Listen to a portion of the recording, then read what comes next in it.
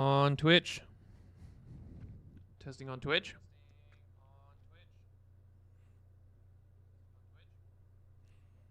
All right, Twitch is working. Is YouTube working? YouTube is also working.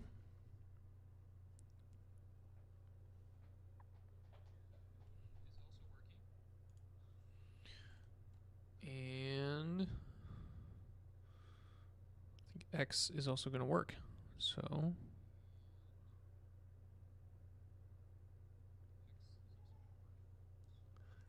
right, perfect.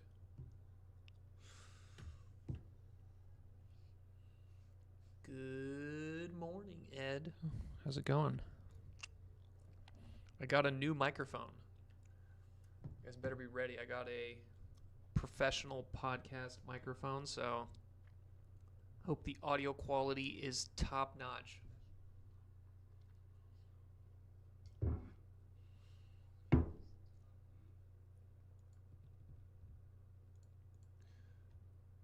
All right, and I think we're live on X as well, so let's get started.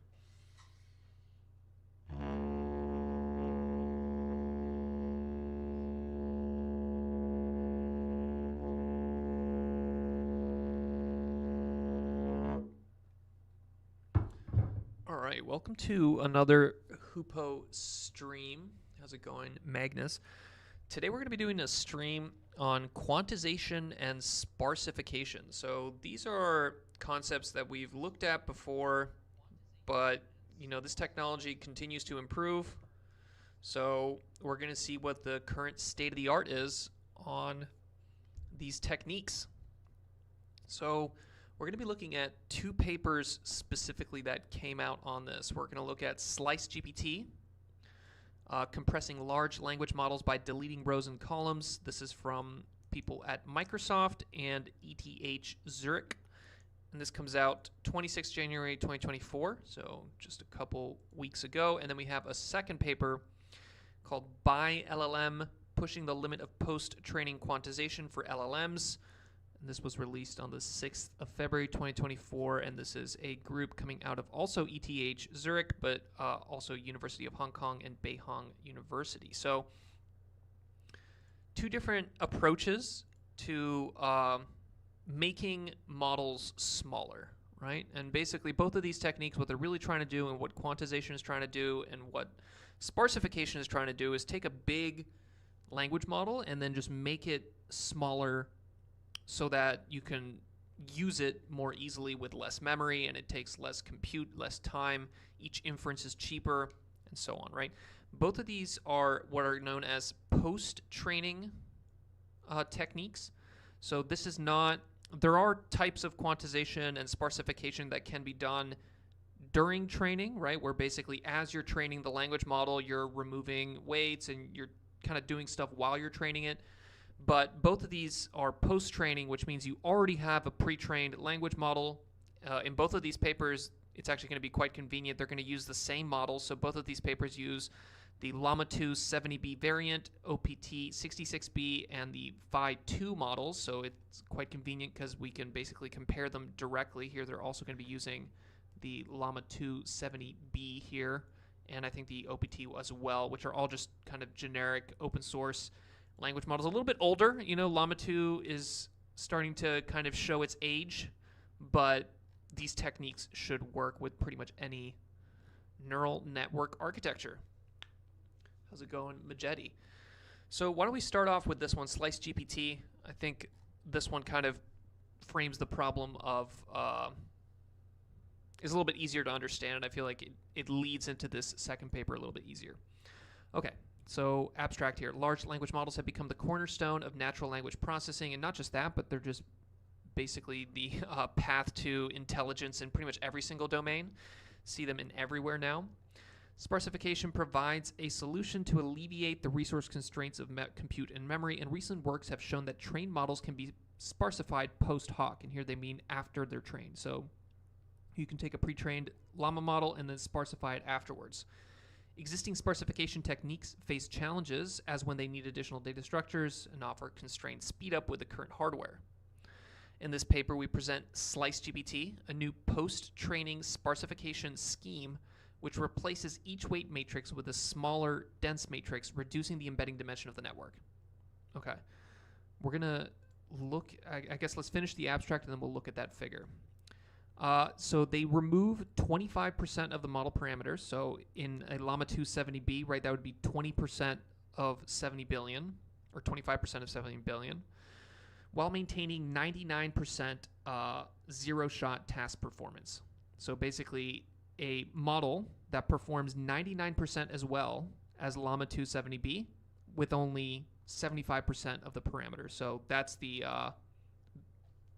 what you're trying to do in these types of papers, right? You're trying to basically keep the original performance of the model as much as possible while basically making it as small as you can.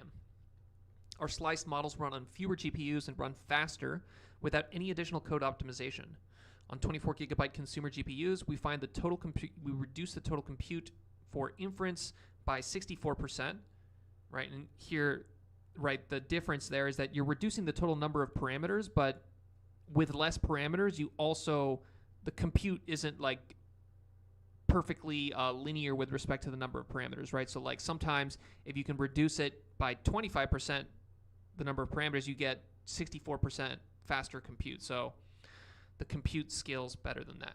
Scales better than the reduction in the total number of parameters, and the compute is what you actually really care about. So on a 40 gigabyte A100, they reduce it by 66%. We hope it inspires and enables future avenues to reduce memory and computation demands for pre-trained models. And this is kind of like, I've hinted at this before, but I feel like we could be moving into a future where, yes, the models get bigger and bigger and bigger, but also the models get smaller and smaller. And what I mean by that is that the pre-trained models will continue to get bigger, but sparsification and quantization techniques will also continue to improve, so that eventually once you get to Llama 3 1 trillion or Llama 4 1 trillion, right, whenever you get to that size language model, you'll be able to quantize it and prune it to the point that you can still run it on a 24 gigabyte consumer GPU. So there's almost like this competing wave where at the same time that we're scaling, we're figuring out how to run these models on smaller and smaller amounts of compute and memory. So it could be the case that like backward wave of backward compatibility also expands, and maybe we end up in a world where you can run basically super intelligence on a NVIDIA 1080 GPU, right, which is quite crazy. Okay.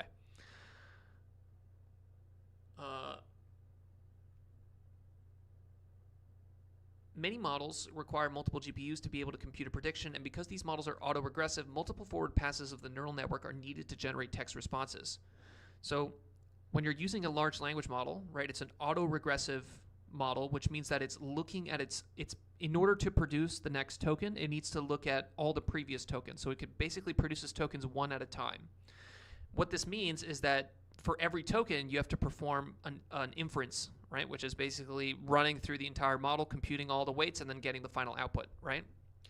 And that means that that inference time is quite important because you have to run it for every single token. So different post-training quantization techniques, or I guess model compression is the more generic high-level term. There's 4 kind of broad categories. There's distillation, tensor decomposition, pruning, and quantization. So let's start with, for example, pruning. What is pruning? Pruning is when you basically cut out parameters. So here you can cut out the actual weights. For example, each of these little edges here is a weight, right? So when people talk about weight matrices, what they're talking about is a matrix that stores all the values of these lines, right? Each of these lines has some strength to it. And you can prune those, which basically means just zeroing out. So here they're kind of like deleting them, but in the actual weight matrix, it would basically be now a 0. And you can also prune entire neurons, which means all the weights that go into it and all the weights that come out of it. That's pruning. A different type of model compression is what they call tensor decomposition here. And this is like basically boils down to the basic idea that when you have a matrix like this, right, of dimension m by n, you can decompose it into 2 matrices, A and B, that are m by k and k by n, right? And when you multiply these 2 matrices, right, that inner dimension disappears, right? So m by k by n, the final product of this is going to be m by n, right? So the way that matrix math works out, specifically multiplication, you can store less numbers because the total number of parameters here in A and B is less than the total number of parameters in W. This is this kind of decomposition idea. And most of you might be familiar with LoRa's, low-rank decomposition. They also use this kind of idea. So that's pruning. This is tensor decomposition. The other ones here, distillation. I don't have a picture for that. Maybe I can pull up a picture for that. Distillation model. Model distillation is the idea that you basically have a student teacher. Here we go. You have a teacher model and a student model, and then you basically freeze the teacher model and then train the student model using a loss where it's basically trying to mimic the teacher model. And in that way, you get a small student model that kind of approximates the teacher model, right? But in order to do this, you have to basically train, right? So that's the problem with the distillation, is that you have to now do this distillation process, which can be, it's just more training, right? And that can be quite annoying, right? So it's easier to do these kind of post-training quantization techniques where you already have the existing model and now you just need to remove some of the stuff in it.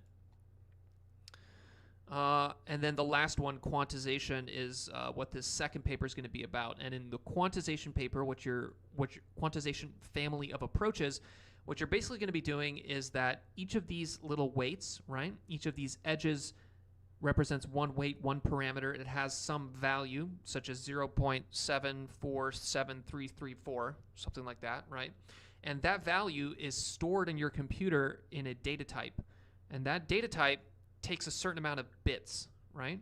And you can use a 16-bit float to store that weight, at which point you're using 16 bits.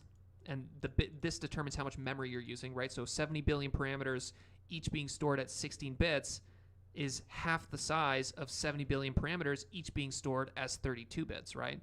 So quantization is trying to basically reduce the size of each of those individual weights. Pruning is basically removing some of them or zeroing them out.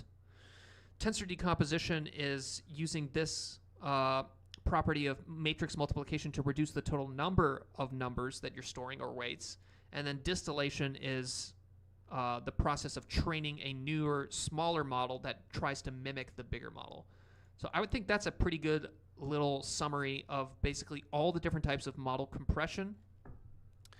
And what is this one, right? So this is the SliceGPT paper. What exactly are they going to be doing? And they're going to be basically doing something that is more akin to this kind of decomposition approach. And exactly what it does.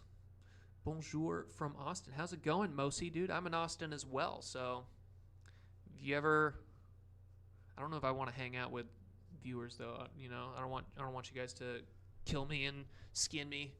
But okay. But what this paper does, right, is that let's say you have a signal X, which is your input, right? Think of it like what's coming out of your previous transformer block, or you could think of it like the actual prompt, like the sentence, just some big matrix of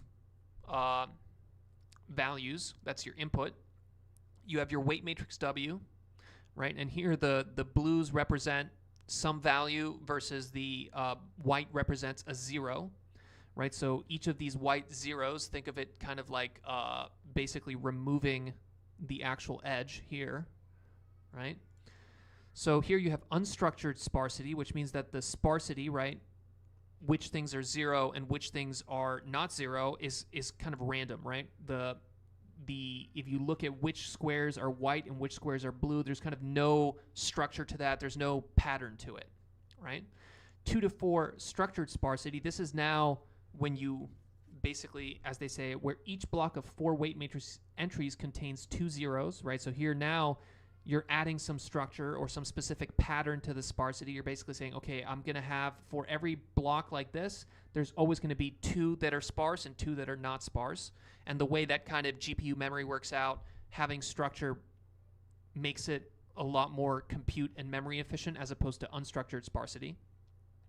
And in this paper, which is called SliceGPT, what they're going to be doing is they're going to basically also do a similar type of, I think it is kind of a structured type of sparsity, but basically the way that the structured sparsity is going to work out, they're basically going to zero out entire columns and entire rows, right?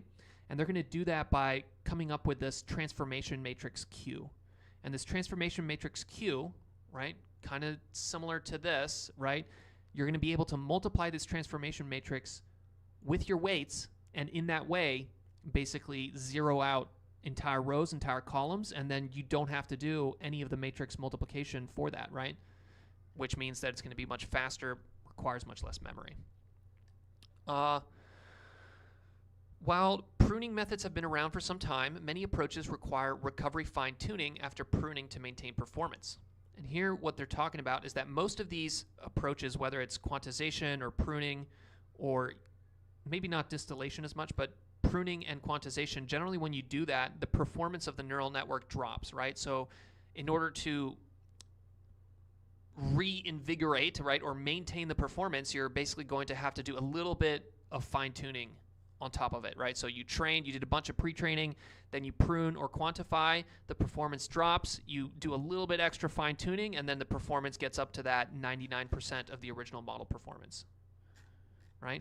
But you don't want to have to do that, right? Because it's a little bit annoying to have to basically do this recovery fine-tuning.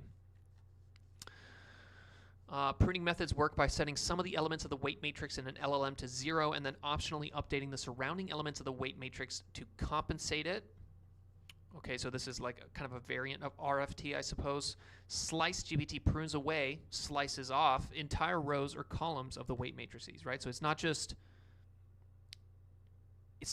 removing random weights, it's basically removing entire rows and columns, which is effectively reducing the embedding dimension of the neural network, right?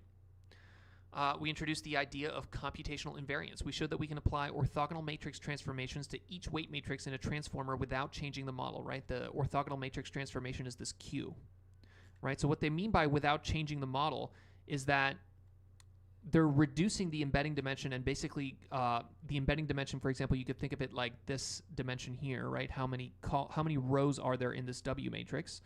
They're reducing that, so you could say actually they're changing the model, but the way that they're doing it with this Q transformation matrix, they don't have to change the model at all. Basically, they just pre-multiply by this thing and then post-multiply, as we will see. Majetti making it clear that I would not be skinned if I met my community. All right, that's I guess, encouraging. We use this to edit each block such that we are projecting the signal matrix between blocks into its own principal components. We remove columns or rows. We call the transformation and removal of weights slice GPT because they're slicing off the rows and columns. We conduct multiple experiments on OPT, which is an open pre-trained transformer, and then Llama 2, another open source language model, demonstrating that Slice GPT is able to compress by up to 30% with superior perplexity to the state-of-the-art 2-to-4 scheme. Perplexity is basically a measure of performance. It's not entirely indicative of performance, you know. It's like with any other quantitative metric, whether it's FDIC or FIDC for Shea inception distance, any of these metrics that basically give you one final number that you're supposed to kind of use to qualify, to quantify the performance. Like, you can't really ever trust those numbers entirely, but, you know, it seems it's all right. If you have significantly better perplexity, it's probably better. Okay. So that's basically the introduction here. They have a nice little summary of what an embeddings, what layer norms, attention blocks, FFN blocks, LLM heads, the forward pass. This is all pretty kind of standard machine learning stuff, but, you know, if you're just starting out, maybe reading this section here is a good little introduction. But we're a little bit advanced here. You know, this is kind of a deep, advanced technical YouTube channel, so we're going to jump straight into the meat of it here. And here in the related work, they talk about magnitude-based sparsification, which involves setting the smallest weights in the model to 0. Okay, so magnitude-based sparsification is just sparsifying the model based on the magnitude. And the easiest way to think about that is that you have a weight matrix here. So here's a weight matrix. This is the figure for the other paper, so kind of ignore some of this stuff. But in this weight matrix, you're going to have some values that are very small, right? So maybe this square right here that's mostly white, it's going to be like 0.0001 versus this square here that's kind of like this bolder color might be 0.7, right? So you can naively, the easiest way to do sparsification is to just take the weights that are the smallest and make them 0, and then take the weights that are the largest in magnitude and only use those, right? But this is obviously the naive and simple approach that doesn't necessarily work super well, or else these papers wouldn't exist, right? If that worked super well, then that's the only thing anybody would do. Here they mention some early LeCun papers. I thought this was kind of cool. So sparsification and quantization is a very old concept, and here is some paper trail to prove it. This is an original paper by Jan LeCun, and he's not usually when you see the name here in the front, this is the guy that does the work. So most of us know Jan LeCun as a guy who's normally back here, right? He's normally here in the advisor slot. So this is a paper from, I think it's like literally like 1980s, the 1990s, early 1990s, where Jan LeCun was still just a random researcher at AT&T Bell Laboratories in New Jersey. And very badass name, optimal brain damage, pretty awesome name. But basically, he was thinking already about this problem. How do we remove the unimportant weights from a network, right? So there's a kind of a rich history of this particular problem, and 30 years later, we're still using some of the original works by Jan LeCun and people like Hasibi et al. Okay, but those original works, right, whenever you remove these weights, you try to compensate that by updating the unpruned weights using the inverse of the Hessian matrix. Kind of, you can think of it like a type of recovery fine-tuning, right? So if you go there and you just mangle your neural net and you remove a bunch of weights, it's not going to work very well, and you're going to have to basically adjust the unpruned weights, or the weights that survived the pruning, and there's going to be a huge kind of array of different techniques that you could use for that.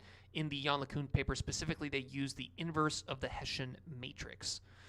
And maybe that's a maybe we should talk about what the Hessian is. So I've talked about the Hessian matrix before, and this is unfortunately one of those things where it has a bad name for it, right? The Hessian matrix, the best way to think about it is as the second order partial derivative. So it's basically like if you think of x as the position, and then x prime as the velocity, and then x double prime as the acceleration, right? Then you can think of you have a matrix, then the derivative of that matrix is going to be the Jacobian, and then the second order derivative, or kind of the acceleration of that, is going to be the Hessian, right? So there's a bunch of different kind of words that all kind of point towards the same thing, and then here, I guess this is named after specifically the guy who, like, quote unquote discovered this, but really you just want to think of this as the second order partial derivative. So you're basically taking the partial derivative of some function f here. You see d squared f, you're taking the derivative twice, and then you're basically taking the derivative of it with respect to some input vector x, right? So in the original Jan LeCun paper, this is the other original paper that has not as cool of a name. This one's called Optimal Brain Surgeon, not quite as cool as Optimal Brain Damage. Optimal Brain Damage sounds like a metal band name. But in this paper, which is also quite old, they do have a nice little figure here, which I think is worth looking into because it explains kind of exactly what's going on with this Hessian and the difference between optimal brain damage and optimal brain surgeon. Okay.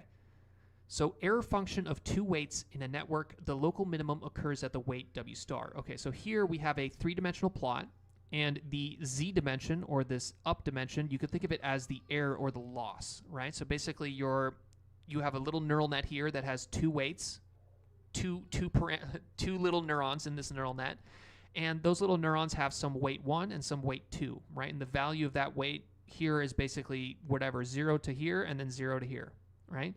So when you're doing gradient descent, what you're doing is you're basically traversing down this loss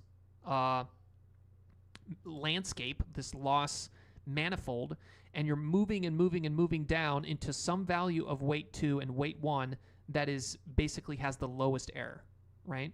So you're adjusting the values of these weights such that you end up at a point here where the value of the error is as low as possible, right?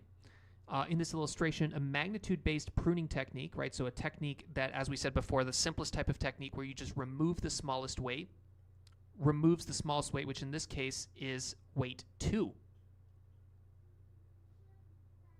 Removes the smallest weight, weight 2. Okay, so here, if you have weight number 2 versus weight number 1, weight number 1 is kind of halfway in between here, so let's just call it 0.5. Weight number 2 is not quite halfway, let's call it 0.4. So if you were doing magnitude-based pruning, you would just remove the one that is the smallest one, 0.4, and then you would basically end up with just one weight, right? And that one weight, right, if you actually said, okay, well, if this is 0, if weight 2, I've removed it, I've pruned it, I've turned it to 0, and weight 1 is still at 0.5, the loss that I'm going to get is this, right, which is worse than the loss I got here, right? So that's showing you why whenever you prune weights by turning them into zeros, you're not going to get the same performance, right? Now you're going to get the performance here, which isn't quite as good, right? Okay, so in optimal brain damage, which is LeCun's paper, right? LeCun's optimal brain damage, what you do instead is you basically retrain, let's see, then removes weight 2. Optimal brain damage before retraining removes weight 1. So optimal brain damage will basically remove weight 1, but then change weight 2. And now you can see that the point at which we are on this loss is not quite as good as the original point on this loss manifold, but it's better than the kind of naive just pruning the lowest magnitude weights, right? So that's what you get from optimal brain damage. But now optimal brain surgeon also automatically adjusts the value of weight 2 to minimize the error without retraining. Right? The error surface here is general in that it has different curvature, aka second derivatives. Curvature, acceleration, second derivative, all of those basically mean the same thing. Along different directions, a minimum at the non-special weight value and a non-diagonal Hessian. So basically what they're saying is that, okay, this loss landscape, this manifold has some kind of curvature to it, right? You can see it's almost like it slopes down and then it flattens out and then it slopes back up. So the Hessian will basically tell you that. The Hessian will tell you whenever the slope is getting worse, right? There's curvature to it, or whenever it's kind of flat. So if your Hessian is kind of flat, what that's telling you is that you can basically move in that direction and not change the error here. So by using this Hessian, you can figure out, okay, I'm going to prune weight, or I'm going to prune weight 2, but I'm going to also, or no, I'm going to prune weight 1, but I'm going to basically recalculate the value of weight 2 such that we stay along this kind of like area where the basically the curvature of this loss manifold is 0. We have found to our surprise that every problem we have investigated has strongly non-diagonal Hessians, thereby explaining the improvement of our method over that of LeCun. So kind of the intuition that they're trying to build here, which I think still applies, is that for pretty much any machine learning problem, right, you're going to have some kind of neural net that's, in this case, just parameterized by 2 weights, but in our case, we have 70 billion weights. But even if there's 70 billion weights, if you were to actually calculate the loss manifold like this, you would see that it wouldn't be just like this peak that goes all the way down and there's only one spot that you can get to. It's usually you end up with these kind of what are sometimes called like saddle points, right, where basically there is a whole kind of direction of weight values that all have similar error, right? So it's merely just a property of these loss manifolds that you can do this type of pruning and then adjusting of the weights and still stay at relatively similar-ish amount of error, right? Because it could have just been the case that this would just look like a mountain where there's just one point way at the bottom and everything else channels into that. And then at that point, the Hessian doesn't really necessarily give you anything because it's just all pointing you down into that one point. I don't know. Hopefully that kind of explains something. I'm kind of afraid that maybe it didn't explain anything, but hopefully it helped.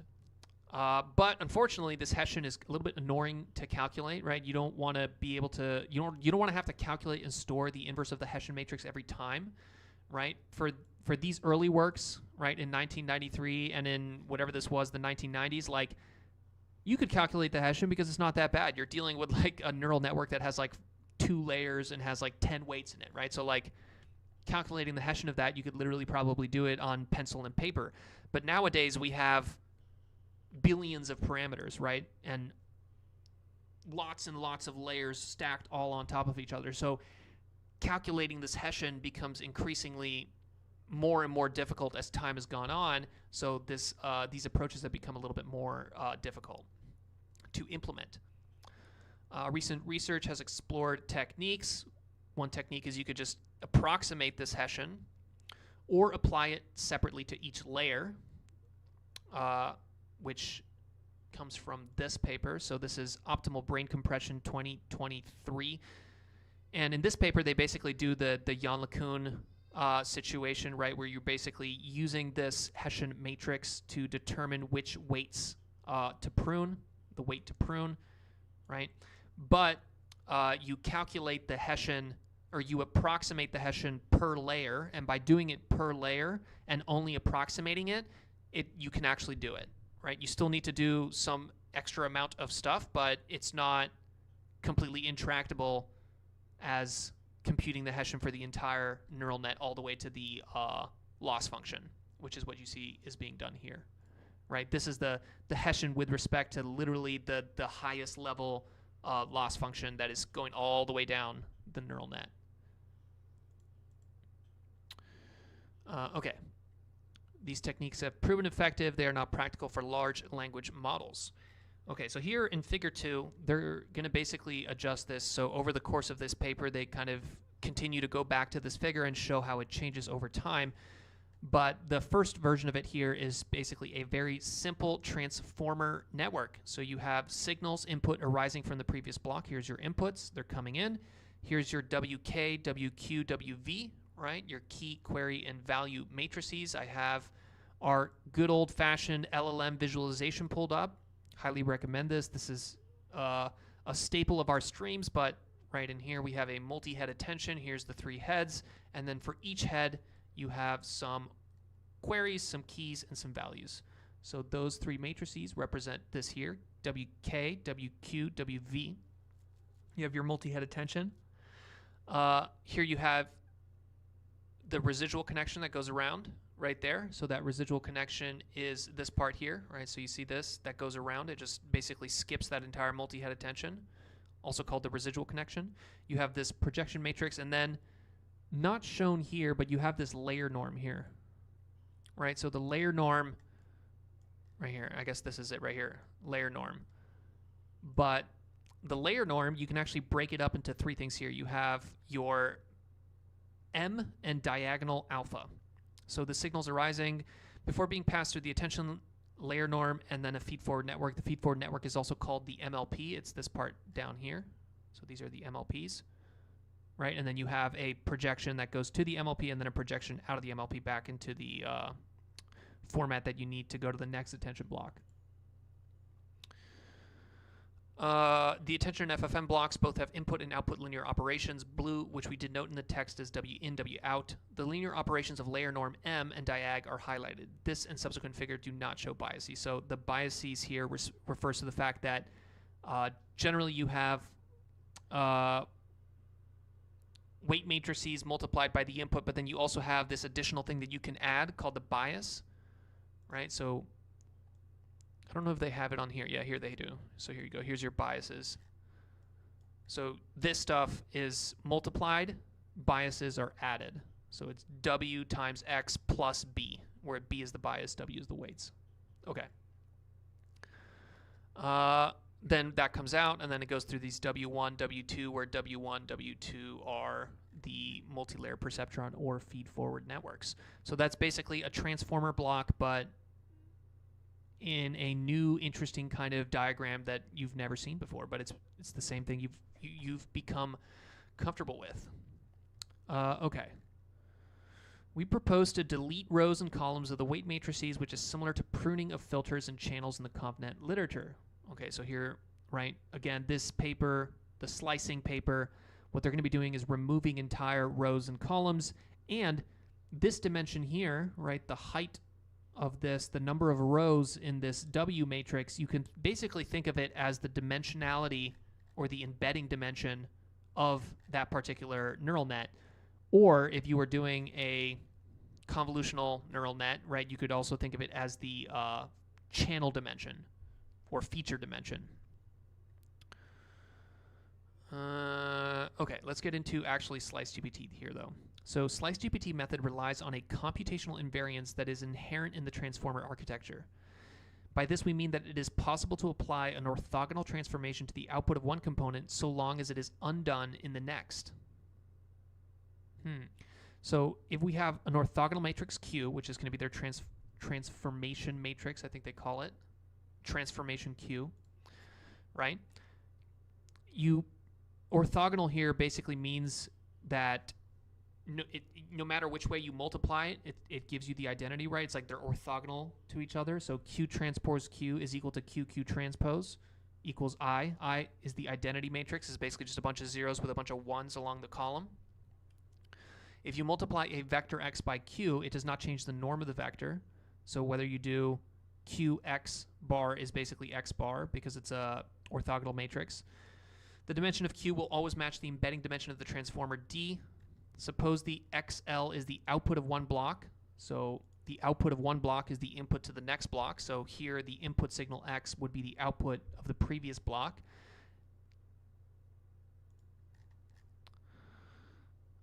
Processed by the RMS norm, which is, as we saw before, the normalization happens basically right before the attention. It also happens right before this feed forward, also happens right before this linear layer here. So these layer norms are basically sprinkled in between everywhere here. But really, if you take this XL, multiply it by Q, do the norm, and then multiply it by Q transpose again, that's basically equivalent to just not having this Q. And that's really fundamentally what they mean by computational invariance, right? Is that an invariant function is one in which a transformation to the input does not result in a change to the output.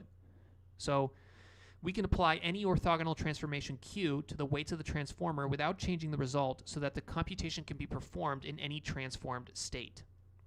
We refer to this as computational invariance and define it in the following theorem.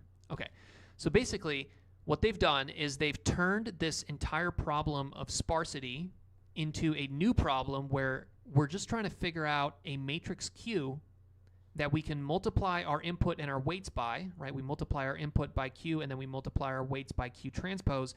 And by doing that and then undoing it, right, we basically end up with the same answer, right? So that's kind of why they keep mentioning this computational invariance, is because the way that the matrix math works out, it's like the same, you're going to end up with the same dimensions, right? But now you have to figure out what this magic Q matrix is, right? And this entire paper is like, how do you discover this magic Q matrix? This magic orthogonal matrix Q. Okay, so once you have this matrix Q here, they're basically telling you, for example, the embedding weights are now going to become the embedding weights time Q. The weights for the linear in layer are going to become the Q transpose weights linear in layer. The biases are just going to become Q transpose times the biases. The weights for each of the heads in the multi-head attention are just going to be Q transpose W head. So basically you can see that once you have this magic matrix Q, you can basically replace all these different parts in your transformer block with WK transpose, replace this one with, you're basically multiplying all of these things by Q or Q transpose, and then because of the magic of matrix math, it all basically works out. And you end up with X tilde, W tilde, which is like the equivalent, the new replacements of W are equivalent to what you had before, right? So does that kind of make sense? these papers are pretty mathy. You know, when I was summarizing, when I was like kind of going through these in this morning, I was like, fuck, dude, these papers are so mathy. I feel like no one's going to pay attention to this. It's just too complicated. But it is, the concepts are simple, right? It's like there's a lot of math here, but it's like ultimately the actual fundamental concept is actually very simple. And it's basically, okay, we're going to find some Q matrix that has this kind of orthogonal property to it, and it's also a lower dimension, so that whenever we multiply everything in our transformer block by this, we basically get a smaller version of it, and that smaller version of it, which is 25% less parameters, means that when we actually run this on a GPU, it's going to be faster, 64% faster. So that's really the core concept. Let's go down to how these are transformed. Okay, so basically, understood? We are here for the math? Okay. Okay, so first things first, though. Before we can do our magic little Q stuff, right, we're going to have to do one more thing. And that one more thing is that we're going to have to replace layer norm with RMS norm. Okay. So in this visualization here, right, it's called layer norm, which stands for layer normalization, right? But there's different types of layer normalization. And there's specifically one type of layer normalization that is important here, and it's called RMS norm. So I asked our good old friend ChatGPT, what is the difference between layer norm and RMS norm? So layer normalization, layer norm, and root mean square layer normalization, RMS norm, are both different types of normalization techniques used to stabilize the learning process, right? So why does layer normalization stabilize the learning process? Because what layer normalization is fundamentally doing is it's basically making the values that come out nicer, right? So think of it this way. Like whenever you have this shit here, this attention residual coming in to this MLP, right? You have this stuff coming out of the attention and then being fed into these MLPs.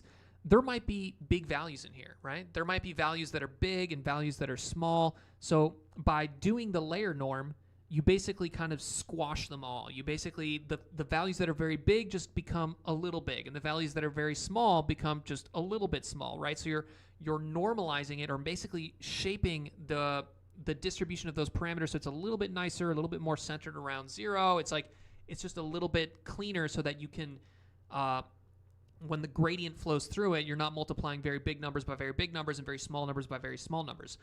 But layer norm, the way that you do it, right? Layer norm subtracts the mean and divides by the standard deviation, where both are computed across all features. Versus RMS norm computes the normalization square using the root mean squared of the inputs rather than the mean and the standard deviation.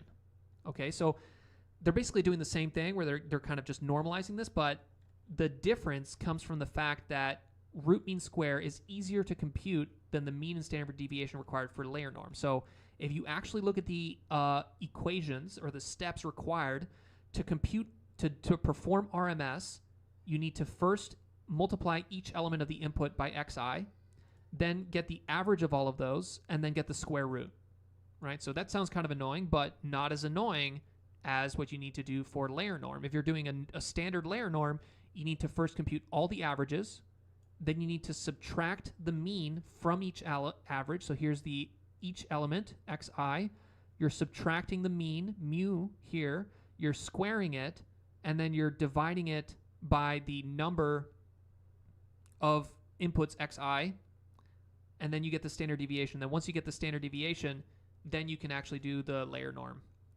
right? So that's the problem, is that layer norm, you basically need to compute the mean first and then the standard deviation, and then you can do the layer norm, versus in RMS, root mean squared, you're basically just, you don't need to do the mean or the standard deviation. You see how it's just xi squared and then divided by n, square root of that whole thing? So RMS, cheaper to calculate than layer norm. And it's not just cheaper to calculate, the way that the kind of matrix math works out, you can actually basically smear it out over here, right? So you can see how in the previous chart here, you see how this layer norm requires calculating the mean and then doing this x over x bar, and then this diag alpha is basically the I think it's kind of like the standard deviation. I'm not 100% sure on that. But that's layer norm. If you replace it with RMS norm, you can now kind of spread it out. So you see how the mean is now here, right? The mean is now there. So the mean, which would normally come out right here and then be done as part of the layer norm, now you can basically put it here, right? This alpha step, which would normally be coming out of here, now you can kind of chunk it there, right? So they basically simplified this norm operation, multiply the output matrix W out by the mean subtraction matrix M, which would account for the mean subtraction that would happen in the subsequent layer norm. The input matrices W in are pre-multiplied by the scales of the preceding layer norm blocks. Okay, so we basically saved some computation by doing this.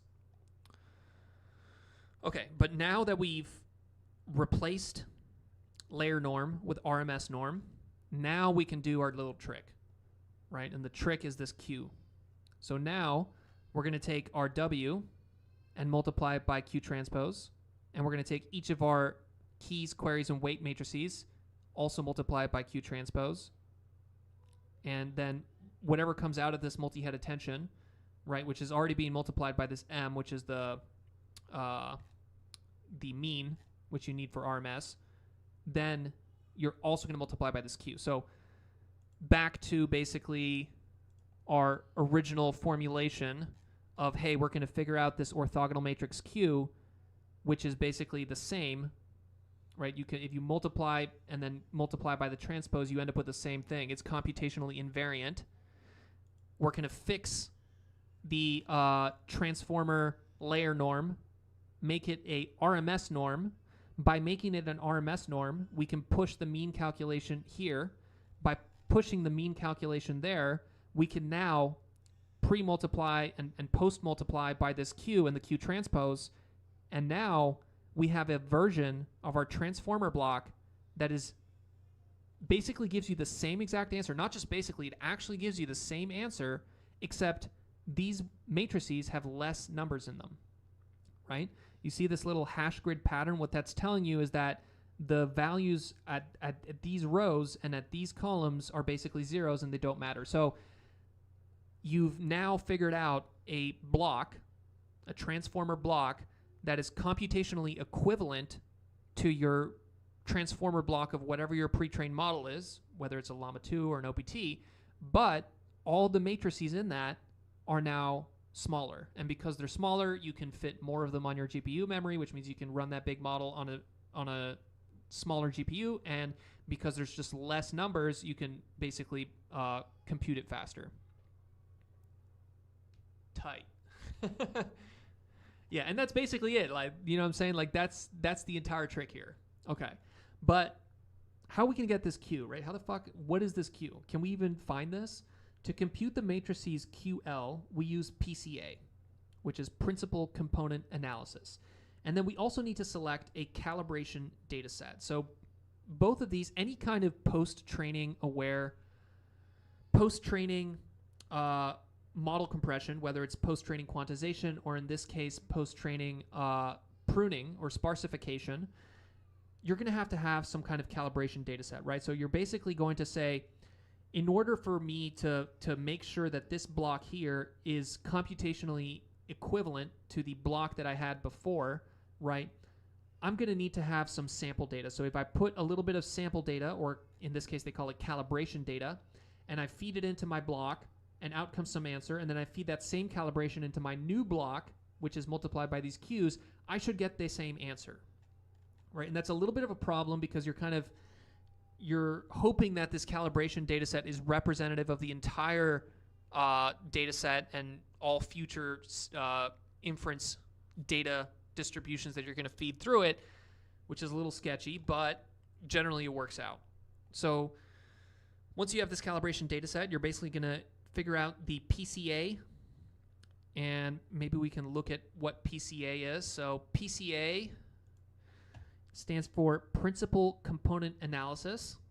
What Principal Component Analysis is about finding the principal components of a data distribution, right? So here you have some distribution of data. This is two-dimensional data that has some value for variable A, some value for variable B, right? Just your kind of standard scatter plot there. what PCA does is it calculates these principal components. And what the fuck is a principal component?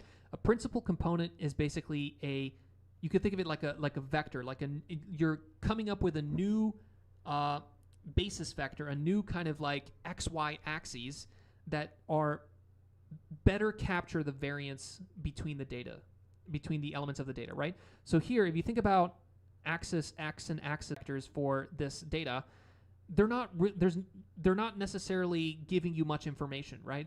These new basis vectors or principal components or eigenvectors that come out of this PCA process are much better, right? Because they kind of represent something about the data underneath, right? So here they talk about the greatest variance, right? So here there's a lot of variance in this component, and then there's almost no variance in this component. So now these two principal components are actually telling you something about the data. It's telling you that along this particular dimension, there's not a lot of variance versus along this particular dimension, there is a lot of variance, right? And those principal components can be also called eigenvectors, and then basically the magnitude there is called eigenvalues, right?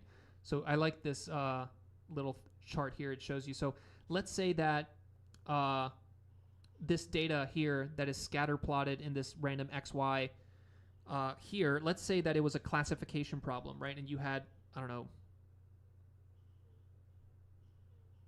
I'm trying to think of like a binary classification, hot dog, not hot dog, right? And maybe here it's the roundness of the bun, and then here the whether or not the likelihood of having mustard. I don't know.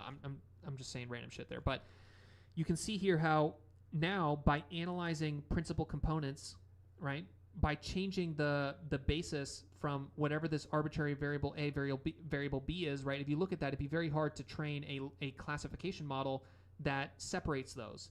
But once you do this PCA analysis and you basically change the space into these principal component spaces here, it becomes a lot easier, right? And that's the whole point of PCA, is that you ultimately want to do something with it. But in this case, what they're doing PCA for is to figure out which rows and columns to remove as part of this whole transformation matrix. I think they call it transformation, right? Transformation matrix Q. Okay, the goal of principal component is usually to take data matrix X and compute a lower dimensional representation Z and an approximate reconstruction X tilde, where Q is the eigenvectors of X, T, and X, and D is a small deletion matrix, which is going to be how you remove the ones that are basically zeros.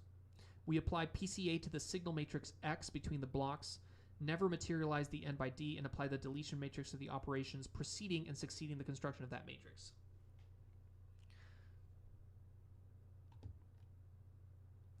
QL is the eigenvectors of CL sorted by decreasing eigenvalues. You see this? Decreasing eigenvalues. So they're basically going to take the input, which is going to be like this, right? This is like two-dimensional, so it's kind of hard to see.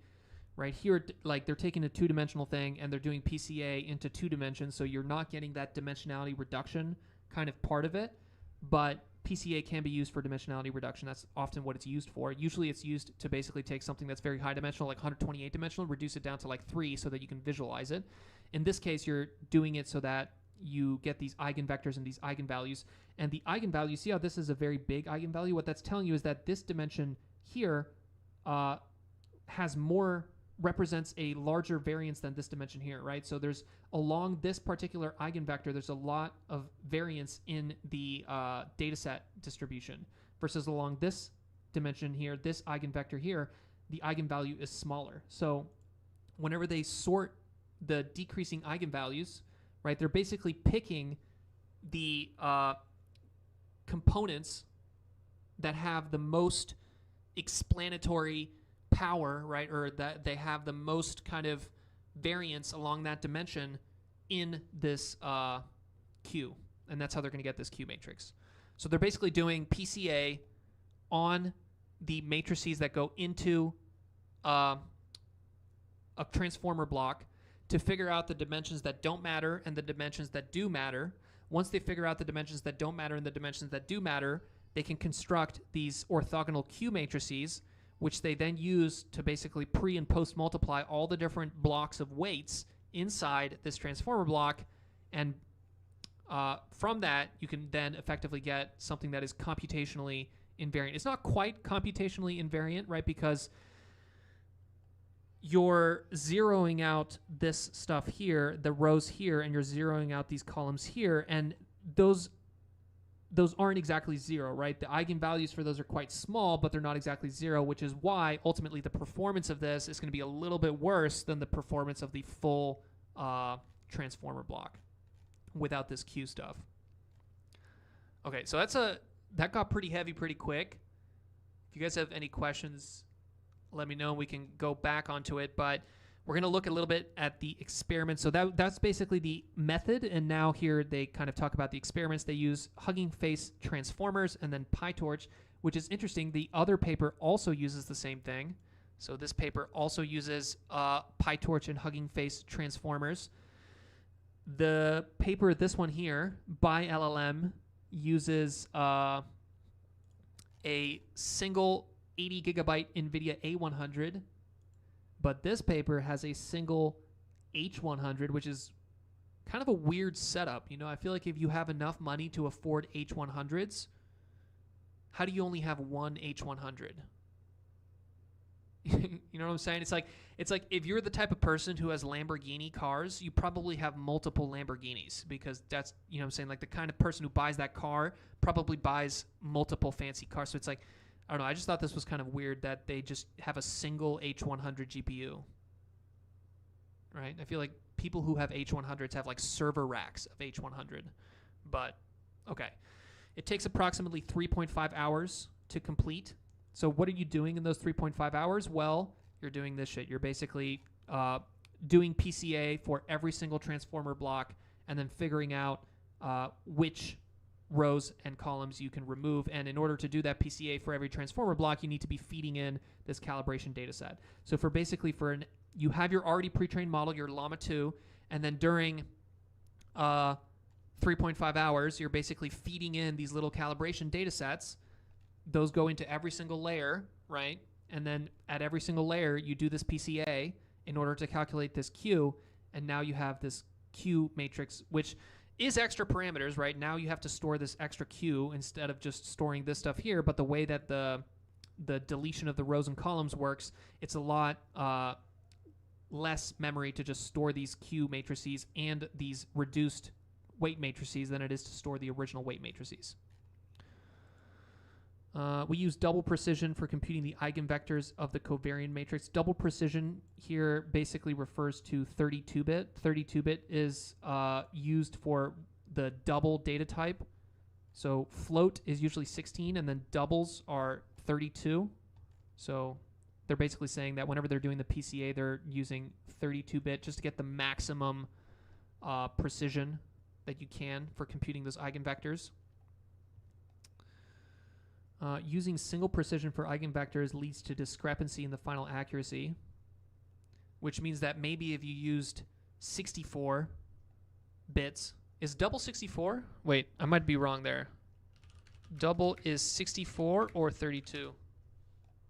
Okay, I'm wrong. 64 is the double, 32-bit is single. Okay, 64 is just such a large number at this point. I've been in like bfloat 16 mode for so long that like 32-bit feels like double precision to me, but 32-bit is actually single precision. 64-bit is double precision.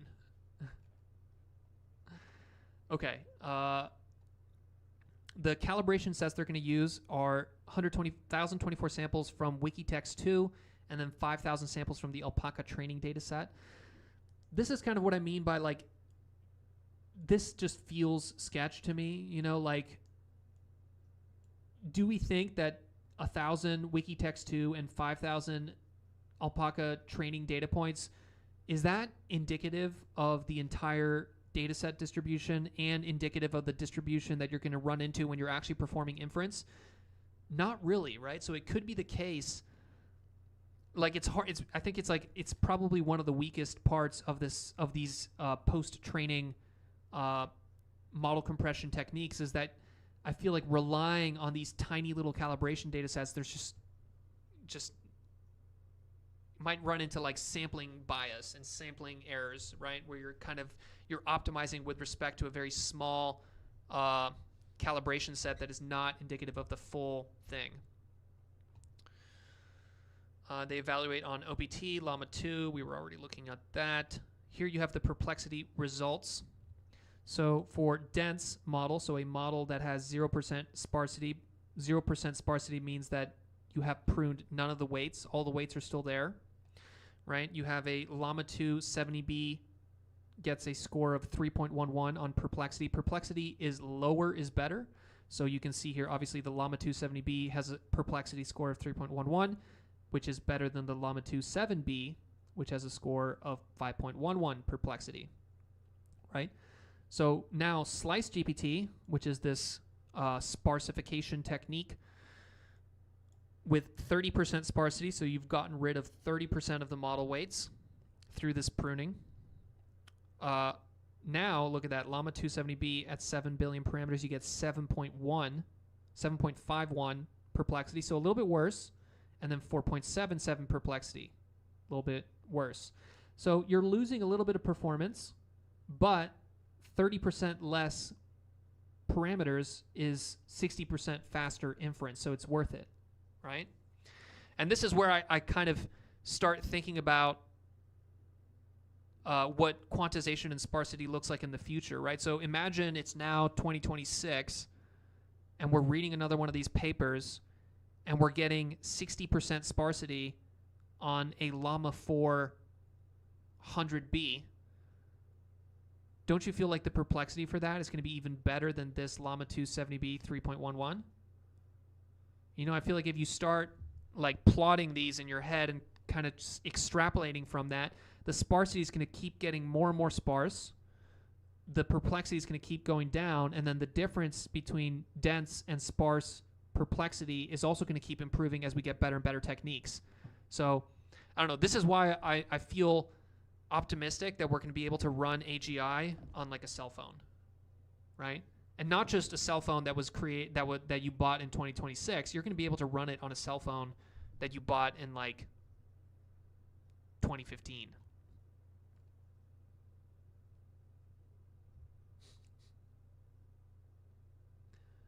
Okay. Here we have just a little plot. So here you have dense 20%, 25, 30%. So you can see obviously the models that are sliced or sparsified are not performing as well on this Wikitext 2 accuracy. So this is accuracy, not perplexity. So higher is better. So obviously the denser models perform better than the sparse models, but there seems to be some kind of effect here where the bigger the model is, the less important the slicing is. So if you have a huge ass model, you can basically be more aggressive with the sparsification and it still performs quite well.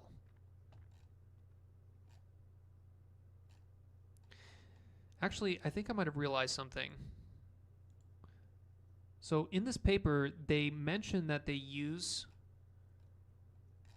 a H100 GPU, but actually that's the only place that they mention it. So over here they use A100 GPUs, and then if I look at this table here, it's also an A100 GPU. So I'm starting to think that they made a typo here. They're not actually using an H100 GPU, they're using an A100 GPU because 80 gigabytes is also the amount of memory in an A100.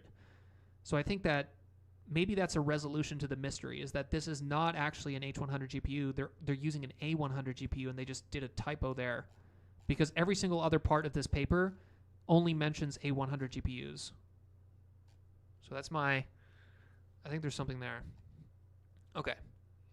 So that's basically this paper. We can read the conclusion,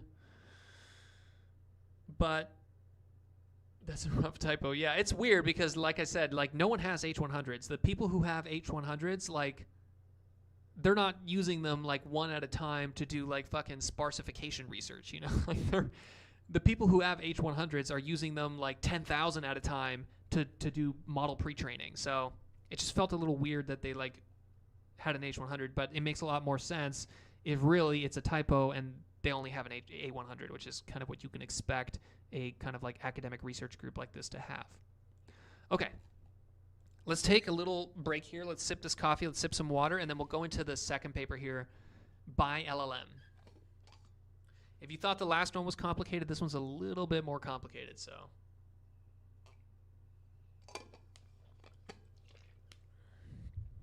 all right, we have by LLM, pushing the limit. Let me actually drink a little bit more coffee. I need a sip of water after that coffee. That's terrible. All right. So this paper here, they're going to be doing something completely different, right? So they're also trying to do this model compression, aka make the model smaller, but they're going to use a completely different strategy. Rather than the previous paper, which was like a combination between pruning and then also something like this, like decomposition, tensor decomposition. It was like a combination of these two things. This new paper here by LLM is going to be about quantization. So basically reducing, going from 16-bit float, which is usually what is used for inference, although 4-bit and 8-bit is popular now, and compressing it down to a mere 1-bit, right? So basically we're going to take every single weight, and rather than storing it as 16 bits, we're going to store it as 1 bit, which is pretty fucking crazy, right? It's like you're basically, it's only going to be 0 or 1. So 70 billion parameters times 16, and instead of that, you're going to do 70 billion parameters times 1. So just think about how much less memory you need to run that. Response, we present by LLM. By LLM comes from bit LLM. It's 1 bit, so that's where it comes from. It has nothing to do with the sexual preferences of the LLM. A groundbreaking 1-bit post-training quantization scheme tailored for pre-trained LLMs. Based on the weight distribution of LLMs, BiLLM first identifies and structurally selects salient weights and then minimizes the compression loss through an effective binary residual approximation strategy. Actually, you might be right. Check B. Khaled. It might be binary LLM instead of bit LLM. Yeah, you're probably right. 1 bit, 1 binary. They all come from the same root word, which is bi, which means 2, right? So I guess that's probably the real answer. Considering the bell-shaped distribution of non-salient weights, we propose an optimal splitting search. They're also going to be doing it on the same Llama 270B, which is great because we can compare it to the other paper. This technique takes a little bit faster. So if you remember the previous paper we looked at, it took them about 3.5 hours to do this PCA at every single transformer block. This one does it a little bit faster. This one does it in 0.5 hours on a single GPU, so a little bit faster.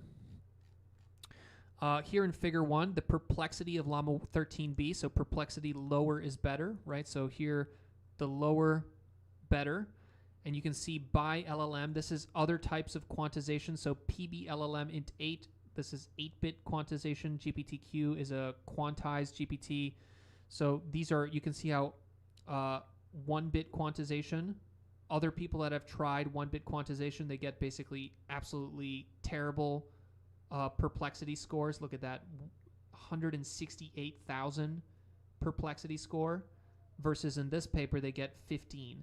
So 15 is not quite as good as this paper here, right? So in this paper, 70B or 7B, actually this one, let me make sure. This is a Llama 13B. So a Llama 13B at 1-bit quantization gets a perplexity score of 15 versus in the first paper, a Llama 13B with 30% sparsity gets a score of 6. So 30% sparsity, your model's going to perform better than 1-bit quantization, but score of 15 for 1-bit quantization is quite fucking good. BiLLM demonstrates exceptional performance under binarization. Llama 2 has 70 billion parameters, requires 150 gigabytes of storage in half precision FP16 format. So FP16, this one here, actually not this one, 16-bit float. 16 bits, for each of the 70 billion parameters means 150 gigabytes, which is 2 A100s to just do inference. And, right, this is an autoregressive language model, so that's every single token you need that, which is quite intense. Quantization-aware training, post-training quantization. Okay, we already saw that. Post-training quantization is once the model's already trained. Quantization-aware training is you quantized while you're doing it. We've already read other types of quantization papers where they go into 8-bit and 4-bit, right? But this is 1-bit, so it's state-of-the-art in that sense. We conduct an empirical study to analyze the distribution of pre-trained weights in language models. The findings derived from this study revealing 2 key observations. So the second-order Hessian matrix of weights demonstrates an exceptionally long-tail distribution and is often used to measure the importance of weight elements in neural networks. Here's the reference to the same Jan LeCun paper, right? So they're basically saying this Hessian matrix has structure to it. Generally, there's these kind of like saddle points, which means that there's specific kind of it's a different, I'm trying to like think about how to say this, but a small fraction of weight elements possesses significantly high Hessian values, substantially influencing the layer output. In contrast, most Hessian values cluster around 0. So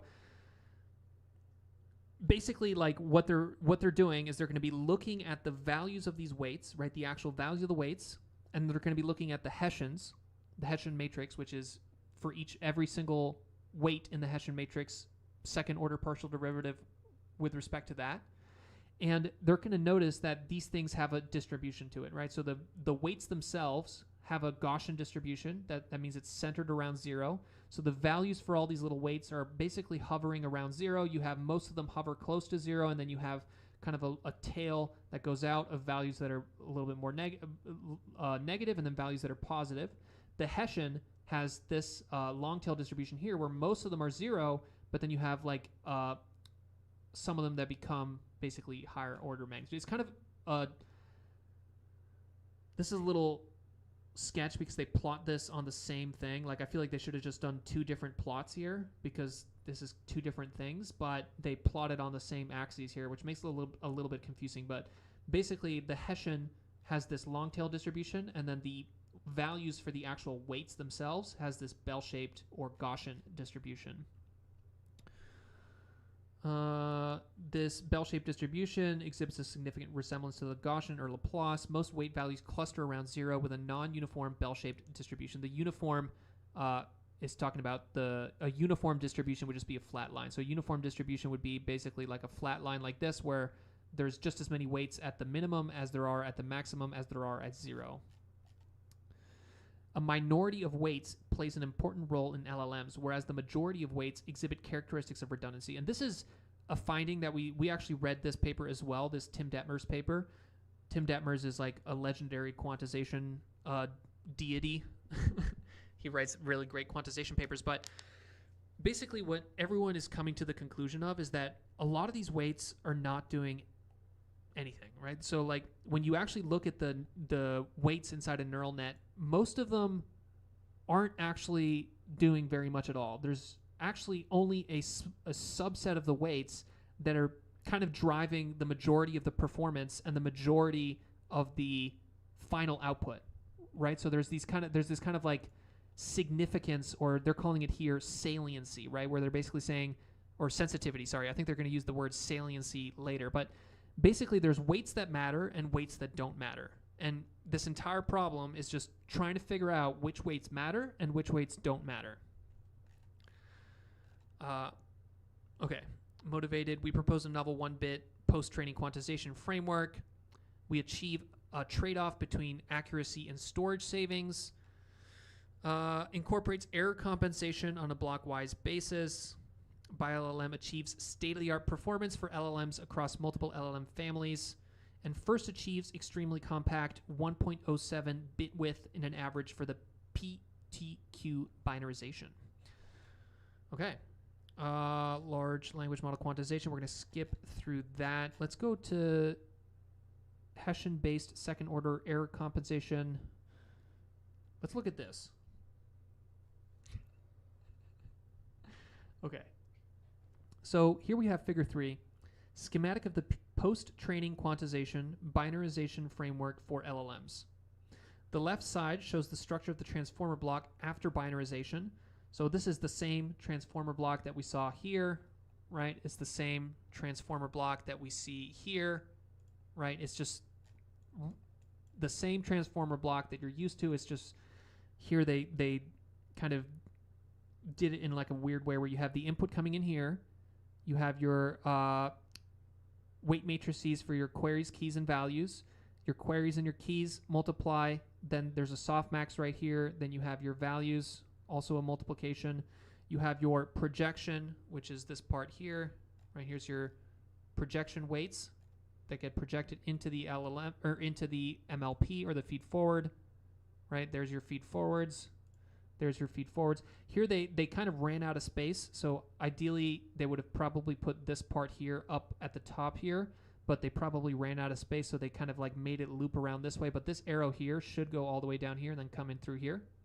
So then you have activation, fully connected 1, fully connected 2, right? So it's the same thing. It's the same thing as this first paper here, where basically you're trying to reduce the size of this WK, WQ, WV.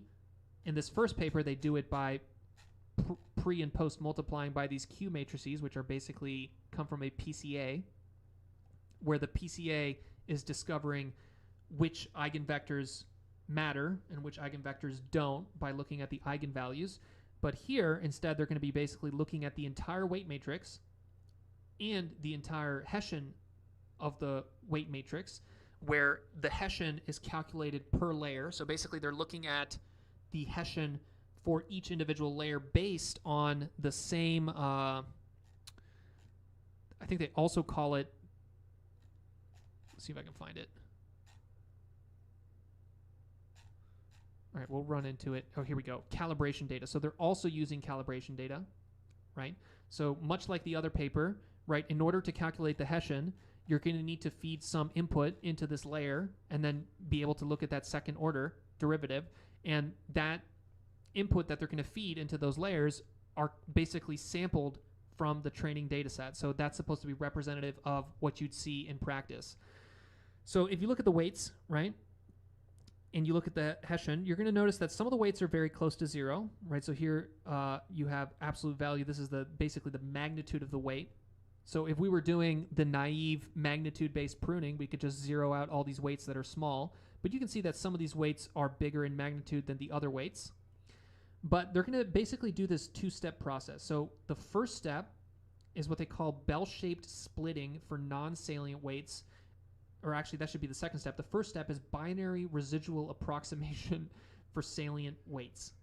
So this is kind of what I mean by this paper is a little bit complicated, is that they're going to pick the weights that matter, aka the salient weights, right? So as they said here, a minority of weights plays an important role of LLM. So the weights that matter, the weights that are actually doing something, the weights that are actually leading to your input actually being what it is, or to your output actually being what it is, the weights that actually end up driving the performance, that minority of weights that are doing 80% of the work, right?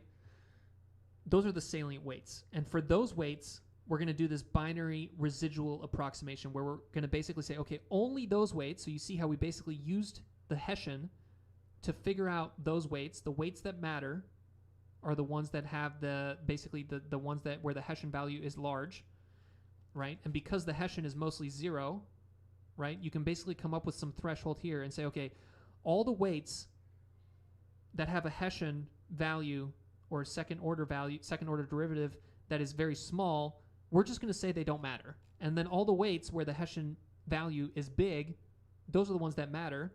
And those we're going to basically binarize, but also binarize the residual. The residual is basically the difference that you get once you actually quantize it, right?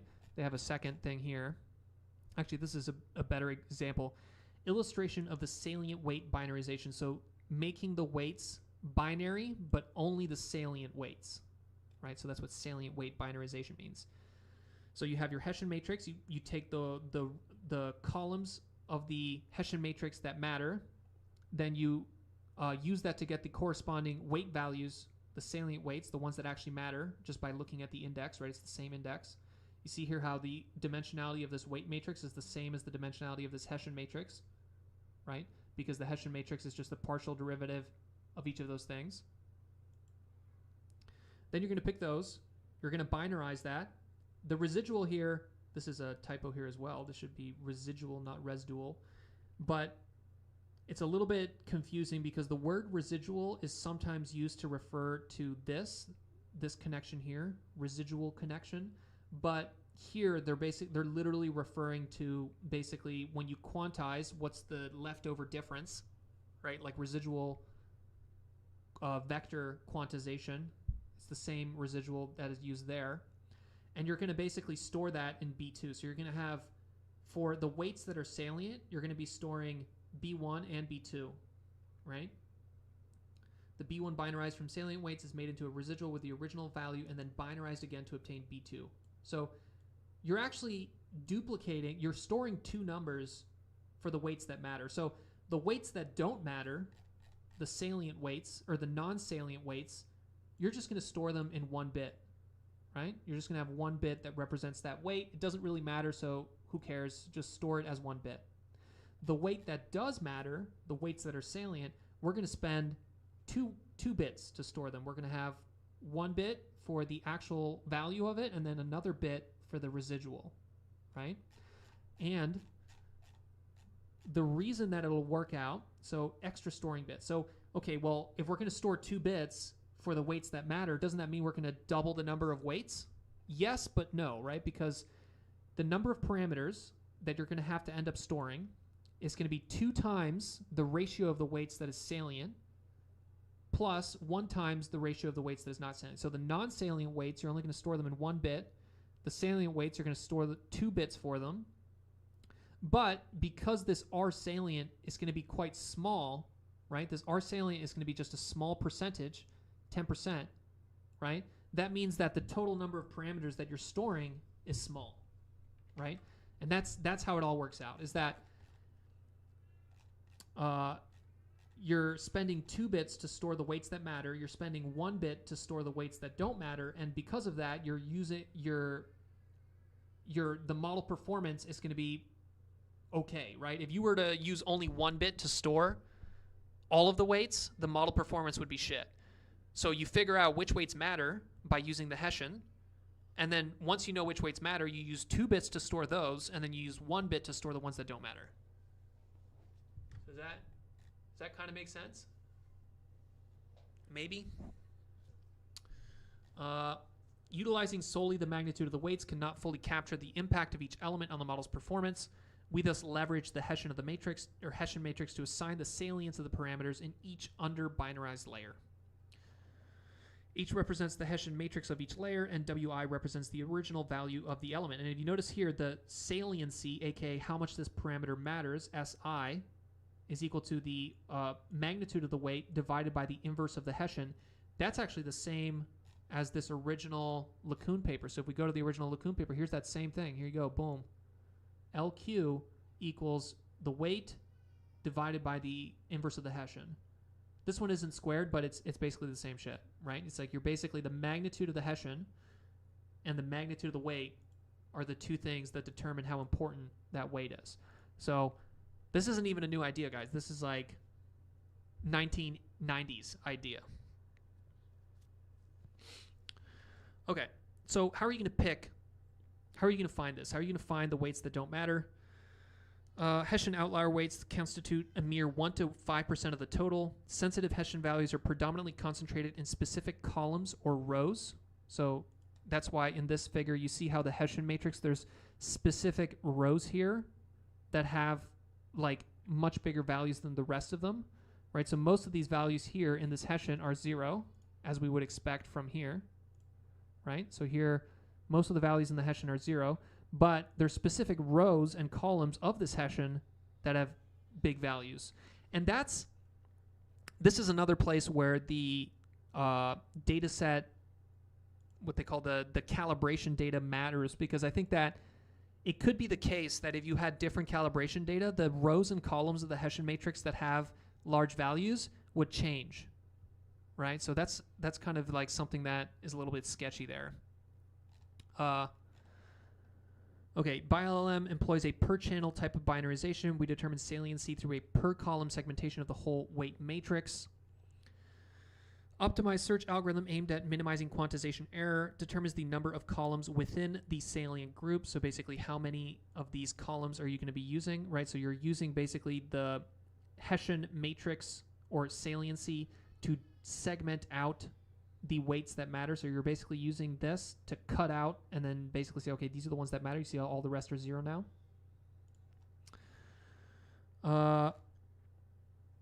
Here's your objective of binarization. So the objective of binarization quantization is you want the basically the weight matrix to be the same. You don't want to change the weight matrix. So whatever your binary weight matrix that comes out of it, right? So your B is your -1 + 1. So you're binarizing it, which means you're basically it's either going to be -1 or 1 multiplied by some alpha. So the value of that actual little individual weight, each little individual weight is either going to be -0 point alpha or 0 point alpha, where alpha is the actual magnitude, right?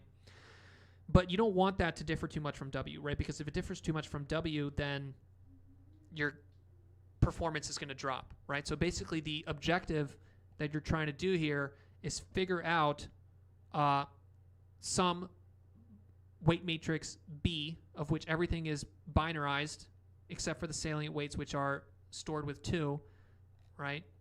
That minimally changes the output of that particular block.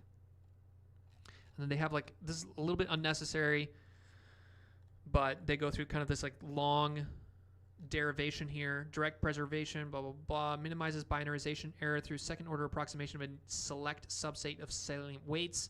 So here they're going to add the original binarization weights, but then also the residual binarization. So this is the idea of spending 2 bits to store the weights that matter, which is why, actually, by the way, if you actually look at this, right, they get a binarization of 1.07, right? So it's like, wait a second.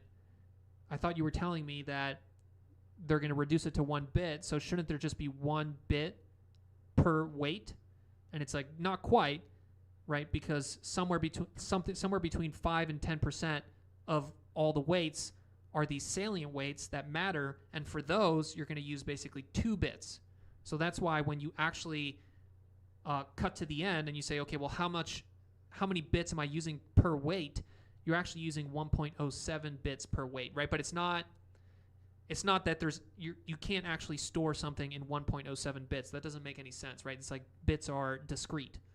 You're either using 1 bit or you're using 2 bit, but like the average amount of bits that you're using for all the parameters in your network is going to be somewhere like that, 1.07, 1.11, and that is going to depend on how many extra, what is basically how many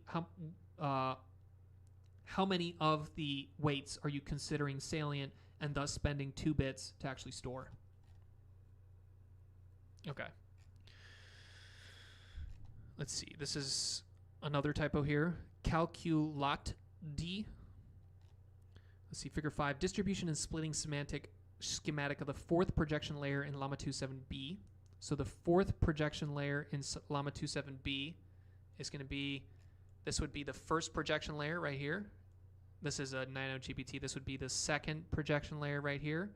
This would be the 3rd projection layer right here. These are all transformer blocks stacked on top of each other. And you imagine if there was a 4th block here, the 4th projection layer there would be that one. So in that weight matrix of the 4th projection layer of Llama 2.7b, the top 5% of the Hessian elements, which are the ones that have basically non-zero Hessian values, right? So just the ones that have big Hessian values. You can see how most of them have basically 0. Some of them have a little bit bigger than that. And then there's a few that are basically the most important. You're going to look at those ones that are most important, and you're going to basically figure out a breakpoint. And this breakpoint is, they have a little extra trick in here where they're basically going to say the value of the weights at that breakpoint, we're going to assume a kind of symmetric property and say, okay, that whatever that value is there, that breakpoint there, we're going to say that there's an opposite equal breakpoint on the other side of this Gaussian symmetrically around 0, which is fine because the values of these weights are mostly a Gaussian, right? As they said here, the density distribution of weight magnitudes is effectively a Gaussian. So if it's a Gaussian, it's symmetric. And if it's symmetric, you can basically, if you find one breakpoint, you can then find the opposite breakpoint. And that means that you're going to have, okay, all the weights here, these are going to be the what they call concentrated and then sparse. So all the weights here, these are the ones that are going to be either 0, 1, or -1, right? The binary value. Here you go, right? So you're basically picking the threshold at which you're storing it as a 1 or a 0, right? Because ultimately you're going to have to store every single one of these weights in a single bit, which means that bit is either going to have to be 0 or 1. So what are you storing when you say the weight is either 0 or 1? What you're storing is basically you're storing whether or not it's part of this or whether or not it's part of this, right? So that's basically it. For every single parameter, you're going to figure out whether it's part of this blue area here or whether it's part of this green area here, and then that bit that you're using to store that parameter is basically just telling you which of these two areas it's in.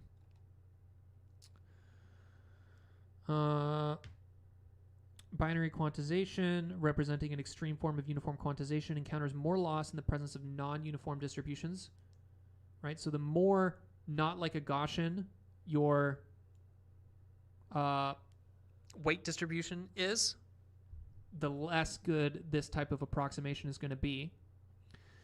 Balancing between quantization, accuracy, and compression efficiency, we identify a single breakpoint within the distribution. This partition divides the non-salient bell-shaped distribution into two categories, the sparse area and the concentrated area. So you have blah, blah, blah, concentrated weights, sparse weights. Assume that the non-salient weights possess a symmetrical probability density function, which again works as long as your distribution of weights is this bell shape. What else? Equation 11 demonstrated to be a convex function with a global minimum. What they mean here is this P star, where this P star is this breakpoint, where this breakpoint is basically this, the number of selected columns inside, which is basically how many you're choosing to do this binary residual approximation. I think that's kind of it. Retain the blockwise compensation strategies. Completing the binarization process for a 7B LLM within merely 30 minutes. Our findings indicate that despite the deviation of non-salient weights from the ideal Gaussian distribution, the error curve associated with the search process still exhibits convex properties, confirming the feasibility of pinpointing the optimal breakpoint.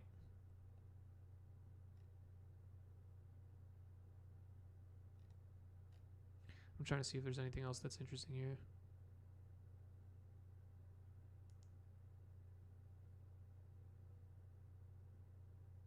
Okay. I think that's pretty much it. Weight changes. Binarization workflow. So this is how you actually do it, right? You start with some weight matrix, which is your pre-trained language model. You start with some calibration data, which is sampled from your training data. You start with some block size, where the block size is basically how many, how many of these are you doing at a time, right? Because you're going to ultimately have to calculate the Hessian. So the finer you pick the block size, right? If you have a really, really small block size, what that means, you're basically every tiny little amount of layers, you're basically doing this Hessian, feeding in the calibration data, and then doing that. But the bigger the block size, the faster it's going to be to just do this whole process. First, deploy the structural search of salient columns and a residual approximation for the salient columns. Then, the process of salient columns incurs additional weight bits due to the search and residual mechanism. Searching the residuals brings about only 0.1 additional weight bits.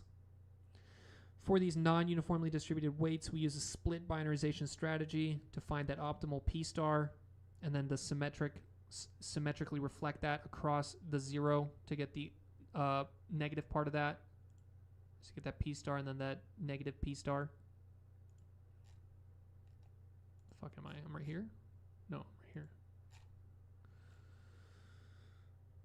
Retaining only blockwise compensation, eliminating column-wise quantization, further enhance the efficiency of PTQ, ensure the effectiveness of distribution exploration. The extra bits is acceptable under binary weight quantization. The weight parameters and additional hardware overhead are as follows. So again, you're storing 2 bits for the salience, 1 bit for the non-salience. 1 bit allocated for marking the division of non-salience. Okay, that's pretty much it. Let's look at the experiments.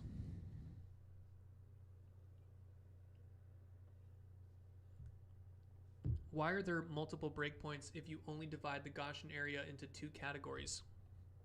So I think what you're talking about there is this breakpoint here. There is just one breakpoint, but I think what they're trying to show here is potentially different blocks.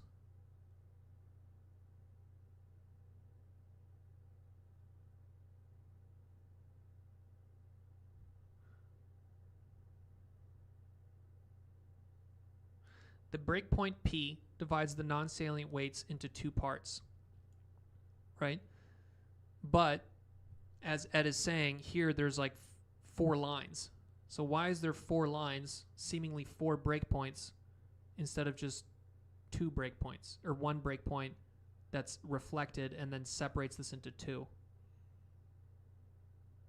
I think maybe what this is showing you is the iterative process. So this breakpoint P is the result of a basically a convex optimization. So you're trying to find the optimal P, right? And you're going to find that optimal P by feeding in these representative, I keep losing the name of that, these calibration data batches. So maybe what they're showing here with these 4 red lines is basically this is the original optimal breakpoint, and then you feed 1 batch of calibration data, you run this optimization problem again, you end up here, and then you end up here. So I think maybe that's what they're trying to show you, Ed, here. But yeah, there is not 4 breakpoints. There's only 1 breakpoint P. Okay. Yeah, I didn't like this math here. It's like it's kind of unnecessarily complicated, right? It's like this is the same thing that they were doing before. You look at this equation that they got to here, right? With this theta QP is the same as this is what they're optimizing for, right? So the P star, the optimal breakpoint is the P that minimizes this value here. And this value here, which is equation 11, is basically WS minus alpha S BS. Alpha S BS is just the original sparse weights, what they call the original concentrated weights. So weights concentrated minus weights sparse, the weights in the sparse minus ASBS and ACBC. So it's basically the difference between the original sparse weights and the binarized sparse weights, and the original concentrated weights and the binarized concentrated weights, which is effectively the same shit that they had here, right? W minus alpha B. It's the same thing. It's just that like they spend 10 extra steps getting to that same point, which is just minimizing the difference that you would get between the original weights and the new weights. So I think they could have just simplified it and then just had this equation and then basically just this equation here. I don't think they needed all this extra crap here, but sometimes you just need to fill in papers, so you just add a bunch of extra equations for no fucking reason. Okay.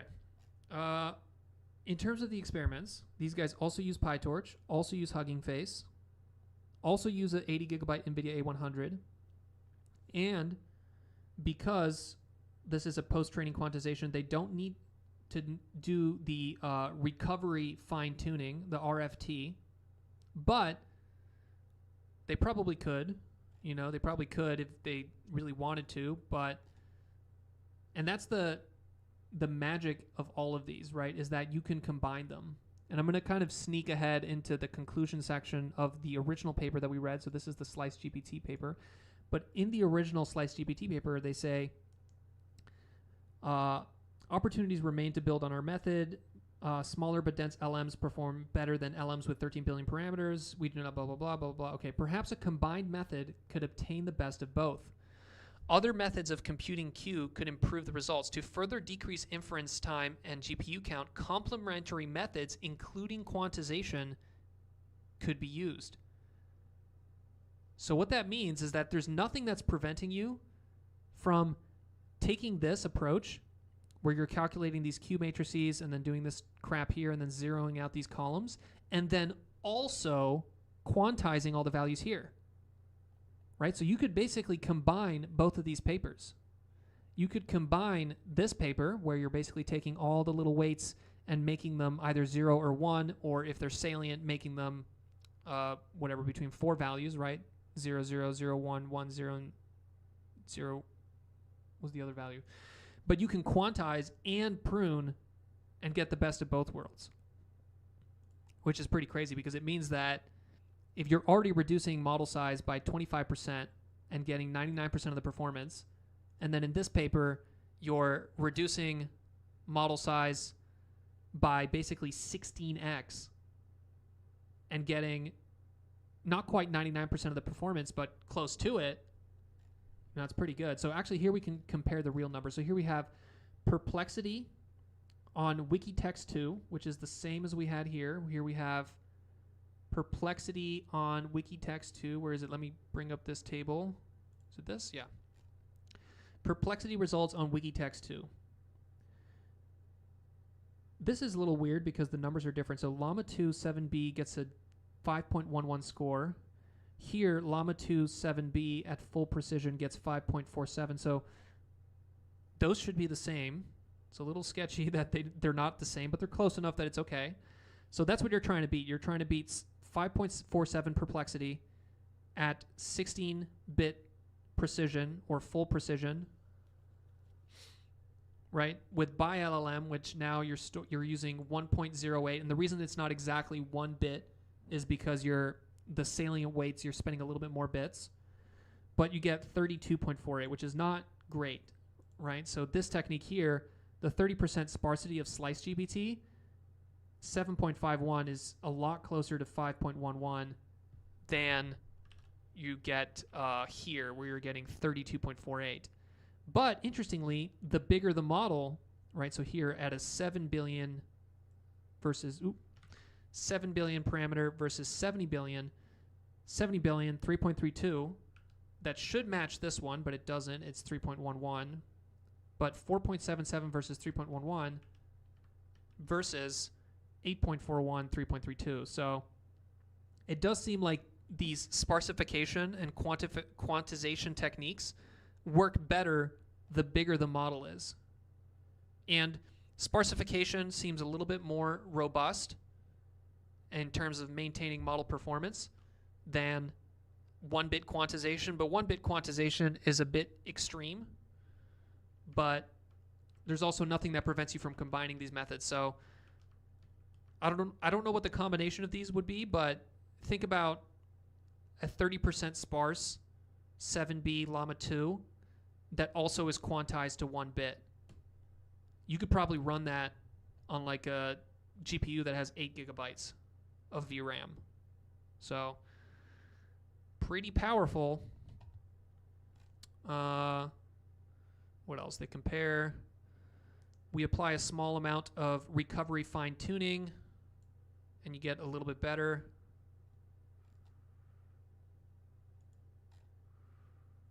Results. This is the same, but just in bar chart form. 1.1 bit is your perplexity. BiLLM performed relatively well.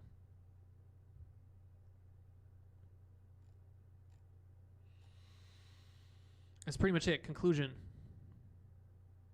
Actually, why don't we read this? BioLLM enhanced binarization precision through two primary methods: structured salient binarization via residual approximation and non-salient weight binarization via optimal splitting. To examine the effects of these strategies, we conducted decomposition experiments. As shown in Figure 8, both approaches significantly improve binary performance. Okay, so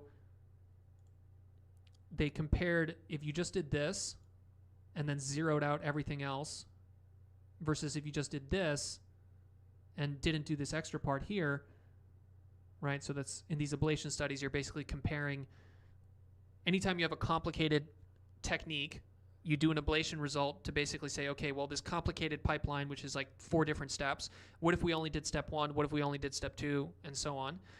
So it seems like obviously the combination is better than all of them, right? So both BioLLM, both little techniques that they do in this paper, that results in the lowest perplexity. So this one right here, this golden line. And if you do splitting only versus salient only, the splitting only is actually more important, which is actually kind of interesting. Ooh, actually it flips. Look at that. The green line is over the blue line for OPT 6.7b, but for Llama 7b, the green line is underneath the blue line. Huh. So what that's telling you is that for Llama 7b, getting the salient weights, right, that the small percentage of weights that really matter, getting those is more important. Versus for OPT 7b, right, this blue line, which is splitting only, it has lower perplexity, which means that for OPT 7b, actually the cumulative effect of like all the non-salient weights is more important than the salient weights, at least just marginally so, but that's kind of a cool effect there. All right, let's get to this conclusion.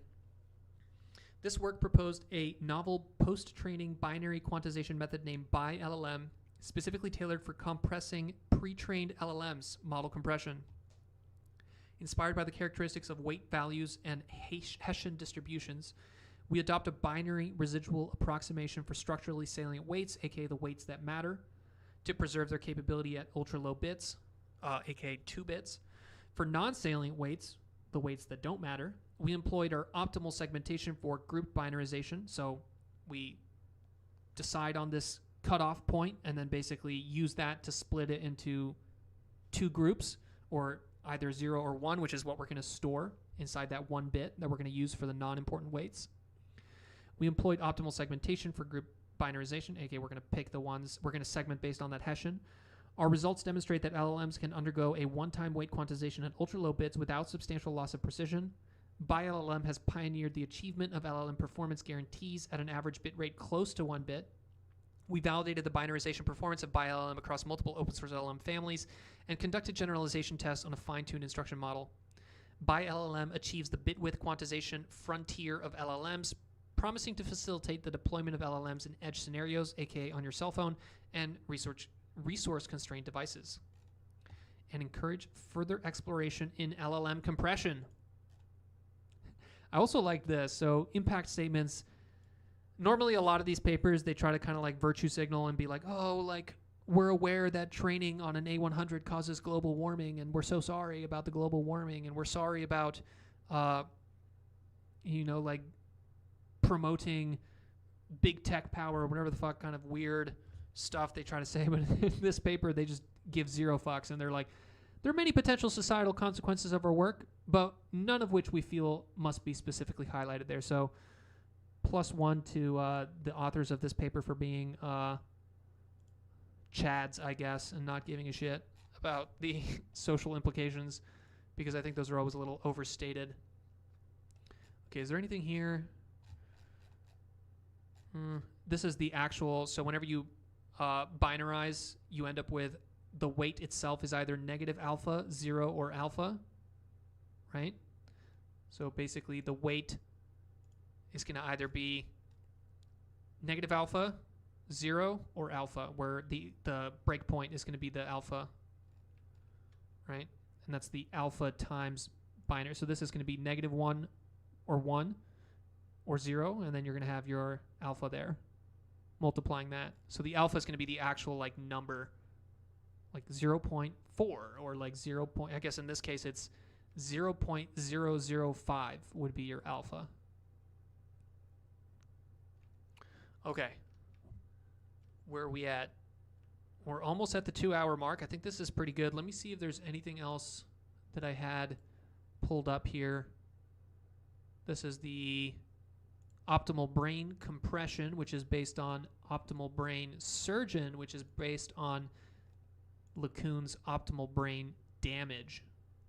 Look how cute this is, dude. Look at this. This is like the LeCun paper. Like, look at this abstract. Small. Look at this. It's like 8 pages, including references. Like, this is what science used to be like. It used to basically be just like, hey, you just kind of publish 4 pages and you're totally fine. You know, nowadays, look at this. This is what, 22 pages? 22 pages. Look how many more tables. Look at how many more figures. Just fucking slammed. Way more complicated. Algorithms. I don't know, like, kind of shows you that it was a little bit easier to do stuff back in the day. We got our visualization, which we've shown many times and we will continue to show many times before. Layer norm versus RMS norm.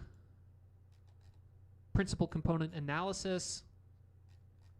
And what eigenvectors and eigenvalues are. Pruning. Tensor decomposition. Distillation. And then doubles are 64 bits, not 32 bits. All right, let's come back here. Let me sip some coffee. Ask your questions, and then we'll summarize.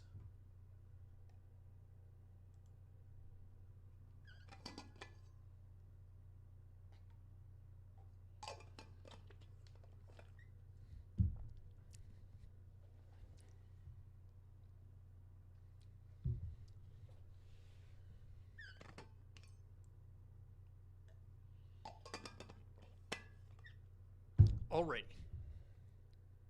Here's the summary. Okay, so today we did a stream on quantization and sparsification. This is not our first stream on this. We've done a couple streams on this type of stuff before, but it's a particular area of research that has been improving. And the point of quantization and sparsification is to basically compress a model. So the kind of umbrella term for these type of techniques is called model compression. In model compression, what you're trying to do is you're trying to reduce the memory and the compute footprint of a model. So basically, these models, you have to basically run them every single token to get an answer. That can be very expensive, and it's basically how slow it is. So whenever you're sitting there in front of GPT and you see the little tokens come in one at a time, the speed that each of those tokens comes out is based on basically the size of the model. And if we can compress that and make the model smaller, we can make the model faster. And it's not just about speed, it's also about memory, right? Because if you have a small GPU, you can't even fit one of these GPUs or one of these models, right? So as they mention here, like if you can't fit a Llama 2 70B on your GPU because you need a GPU that has 150 gigabytes of VRAM, which people don't really have, right? So we want to be able to run these models with a small amount of GPU VRAM, and we want to run them efficiently and quickly. So therefore, we try to compress them. There's a couple different ways of compressing models. You have distillation, tensor decomposition, pruning, and quantization. So pruning, which is what this first paper is going to be, is this idea that you can basically remove or zero out some of the values of the weights or even potentially full neurons, but outside of the multi-layer perceptron, kind of like fully connected network here, the idea of removing neurons becomes a little bit less obvious. Usually it's like you're basically just think of it as removing weights inside a weight matrix.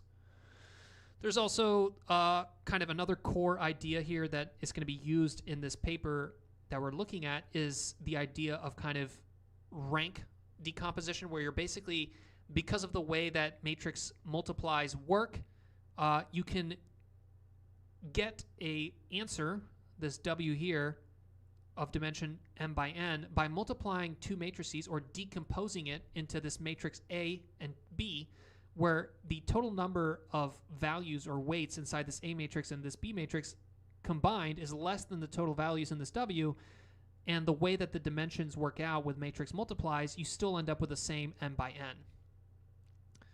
So that is what they do in this first paper, right? It's basically a kind of like a combination of tensor decomposition and pruning.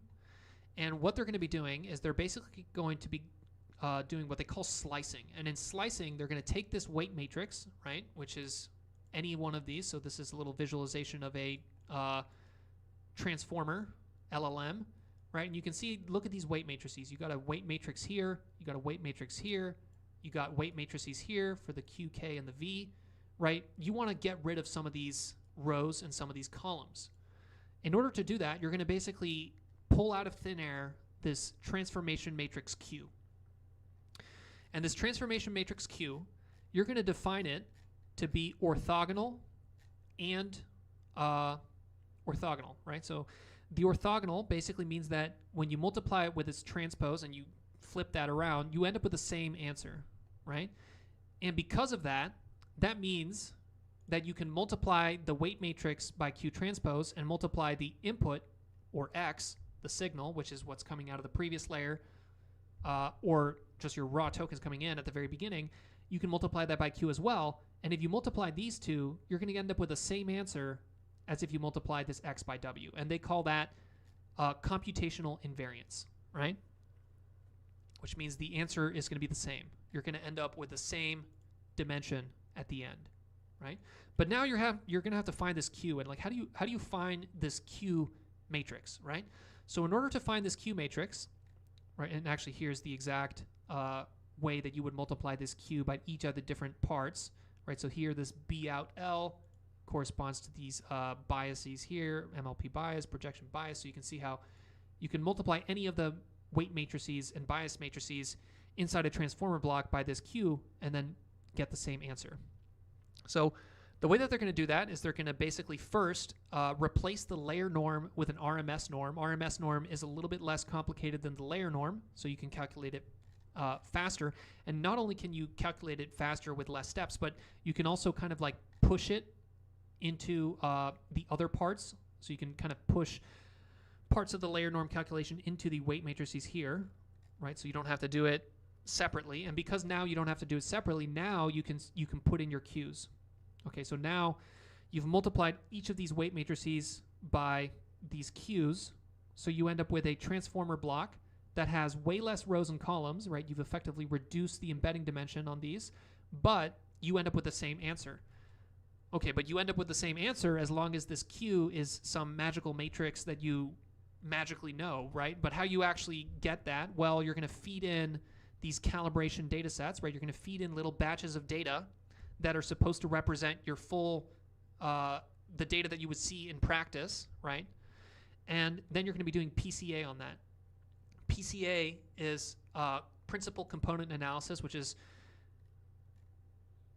something you should definitely look into. It comes up pretty much everywhere, but it's this idea of basically finding the eigenvectors and corresponding eigenvalues for some data set distribution, aka identifying the dimensions upon which you have the greatest variance, or a kind of a more human way of explaining it is finding the dimensions that matter, right? So you're basically looking at the output of one layer or the input to the next layer, and you're basically saying, okay, that matrix X, which are the dimensions that matter in that, right? Which of these eigenvalues are the biggest? Which of these have the eigenvalues that actually matter, the big eigenvalues, and the eigenvalues that don't matter at all, these little values, right?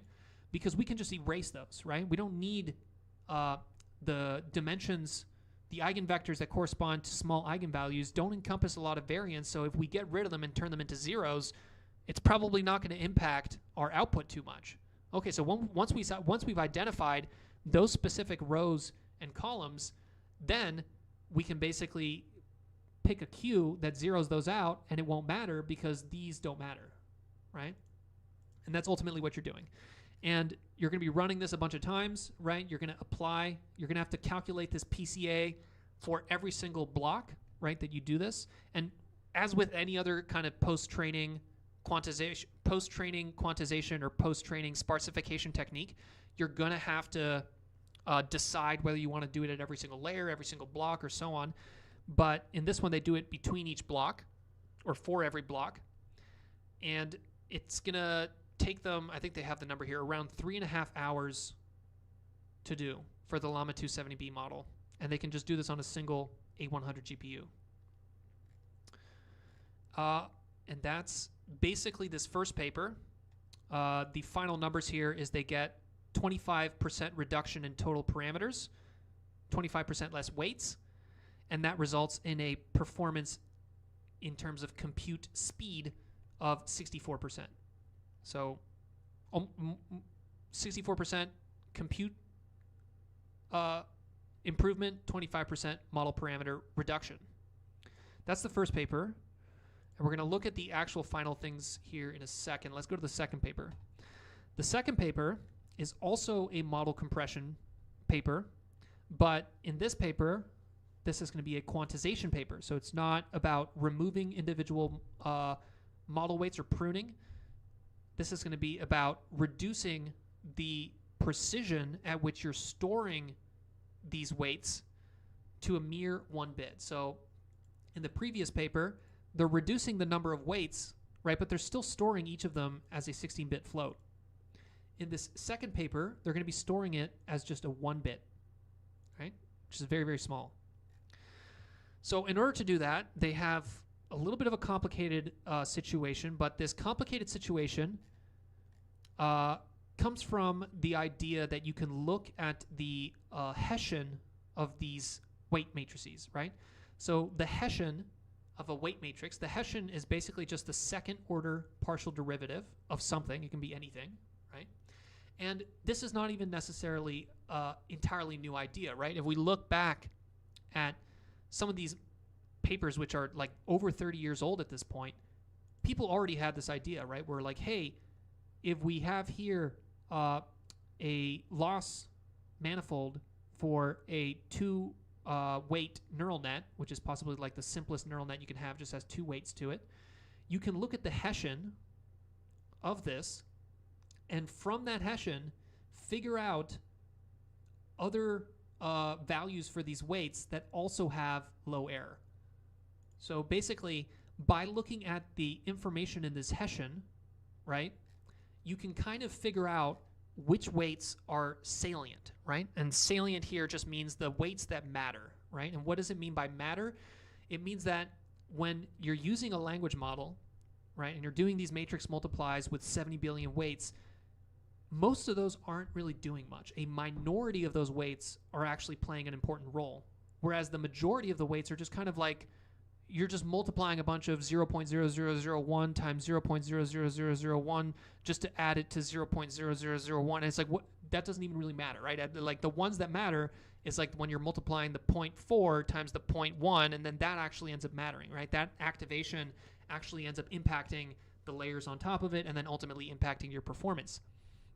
So in this paper, they look at this Hessian, right? And then using that Hessian, they basically segment out the weight values that matter.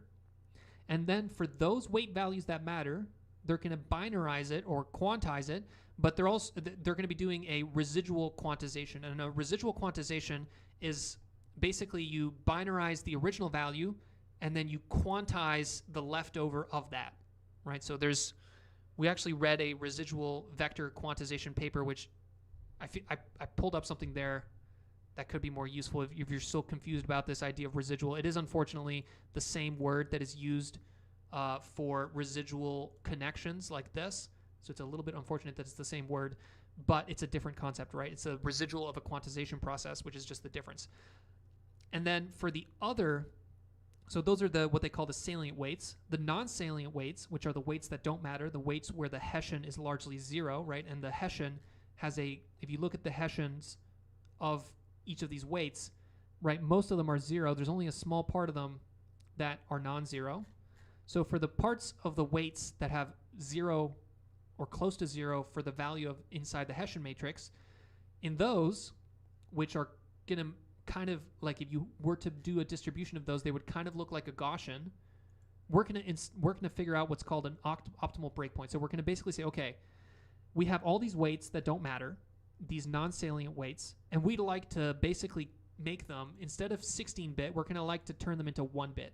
So if we're gonna turn them into 1-bit, that 1-bit is gonna represent something. We're gonna basically have to represent each weight is either a 0 or a 1. What does that 0 or a 1 mean? The 0 or a 1 is gonna basically represent whether the weight is in here, inside this blue area, or inside this green area, right?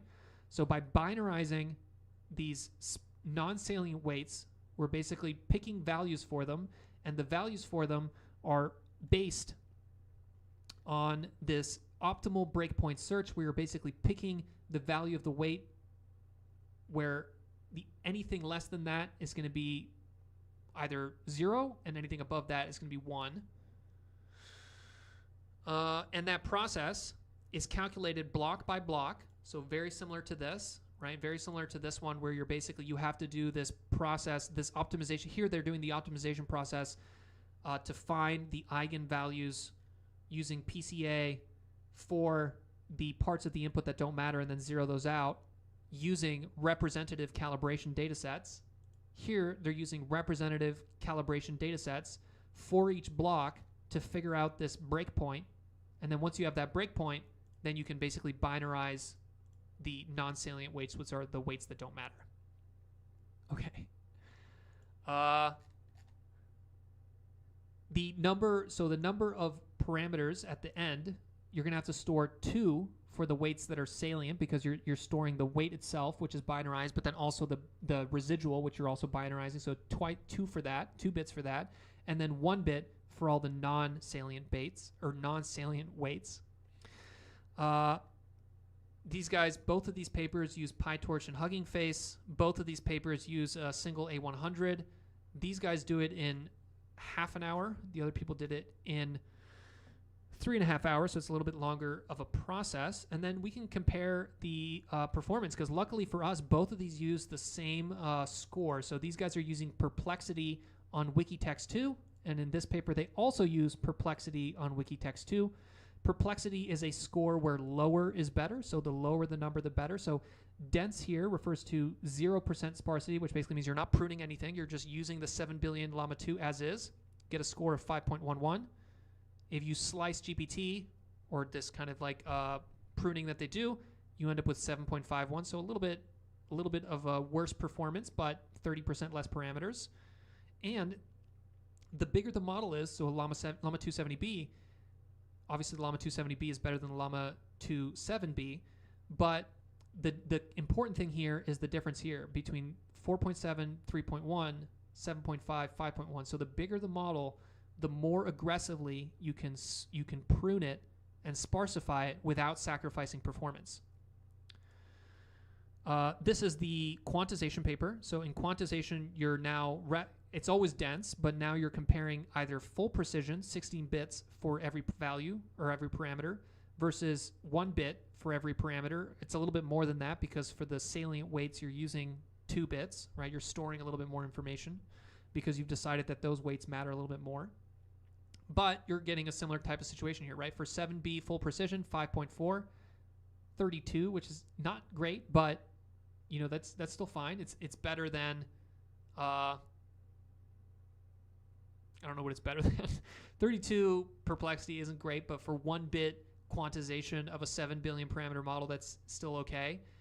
And then for the 70 billion parameter model, this is the part that's interesting, is that you also get kind of an effect here where 1 bit quantization works better the bigger the model is.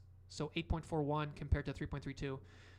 The weird shit here is that these numbers should be the same here, right? Full precision 7B 5.47 should be the same as full precision 7B 5.11. So this is a little sketch, right? Those numbers should be the same. 5.11, 3.11, Wikitext 2, perplexity. It should be the same. Perplexity, Wikitext 2, 70B 3.32, 5.47. So it's kind of giving you a little bit of an idea that benchmarking is a little bit broken right now. But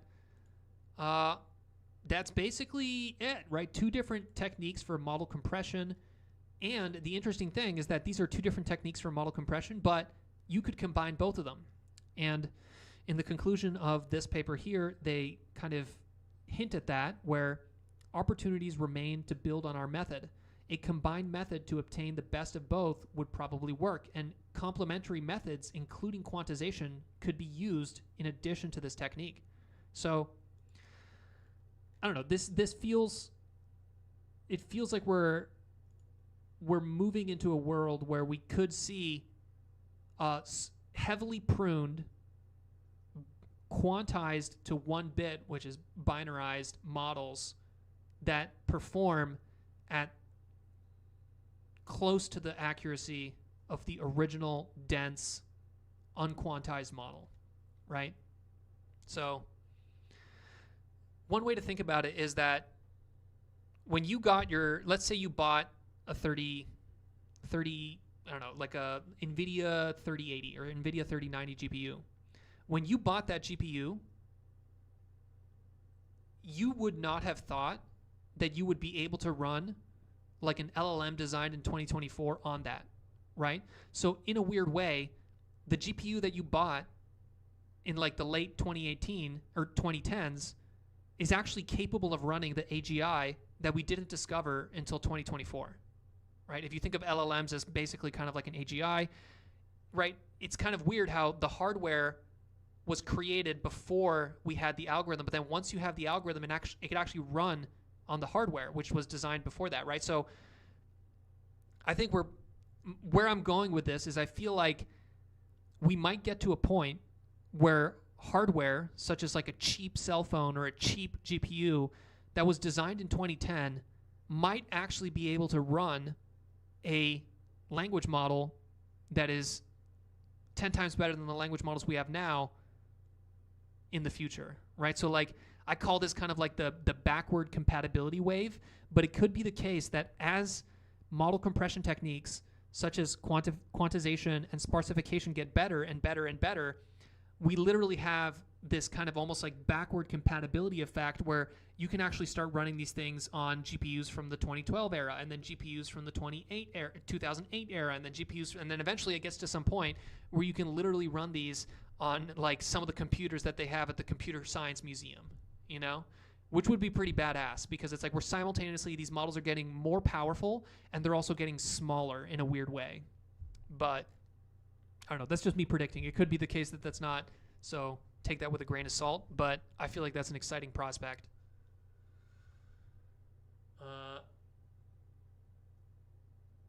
Okay. Question from Majetti. In what order do you think it would make sense to apply the sparsification and quantization from both papers, assuming that one can apply both on a larger model? I would say probably sparsify and then quantize, but I don't know. It could be both, you know? Maybe quantize then sparsify? I don't know. It sounds like somebody needs to write a paper about that. And then Mosi, thank you for the stream. I appreciate it. Hope you got something out of it. That's all I got for today. Is kind of intense. You know, there was a lot of, these are kind of complicated concepts. It's hard to kind of do an entertaining stream on these, you know, but hopefully you got something out of there. Hopefully this is making you think about model compression and the future and what is possible.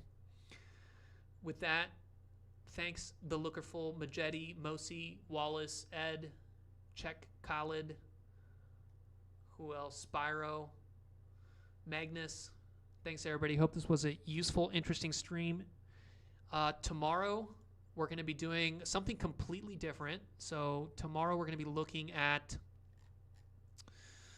some biology papers. Heads up, I don't know. I'm not a biology expert, you know, so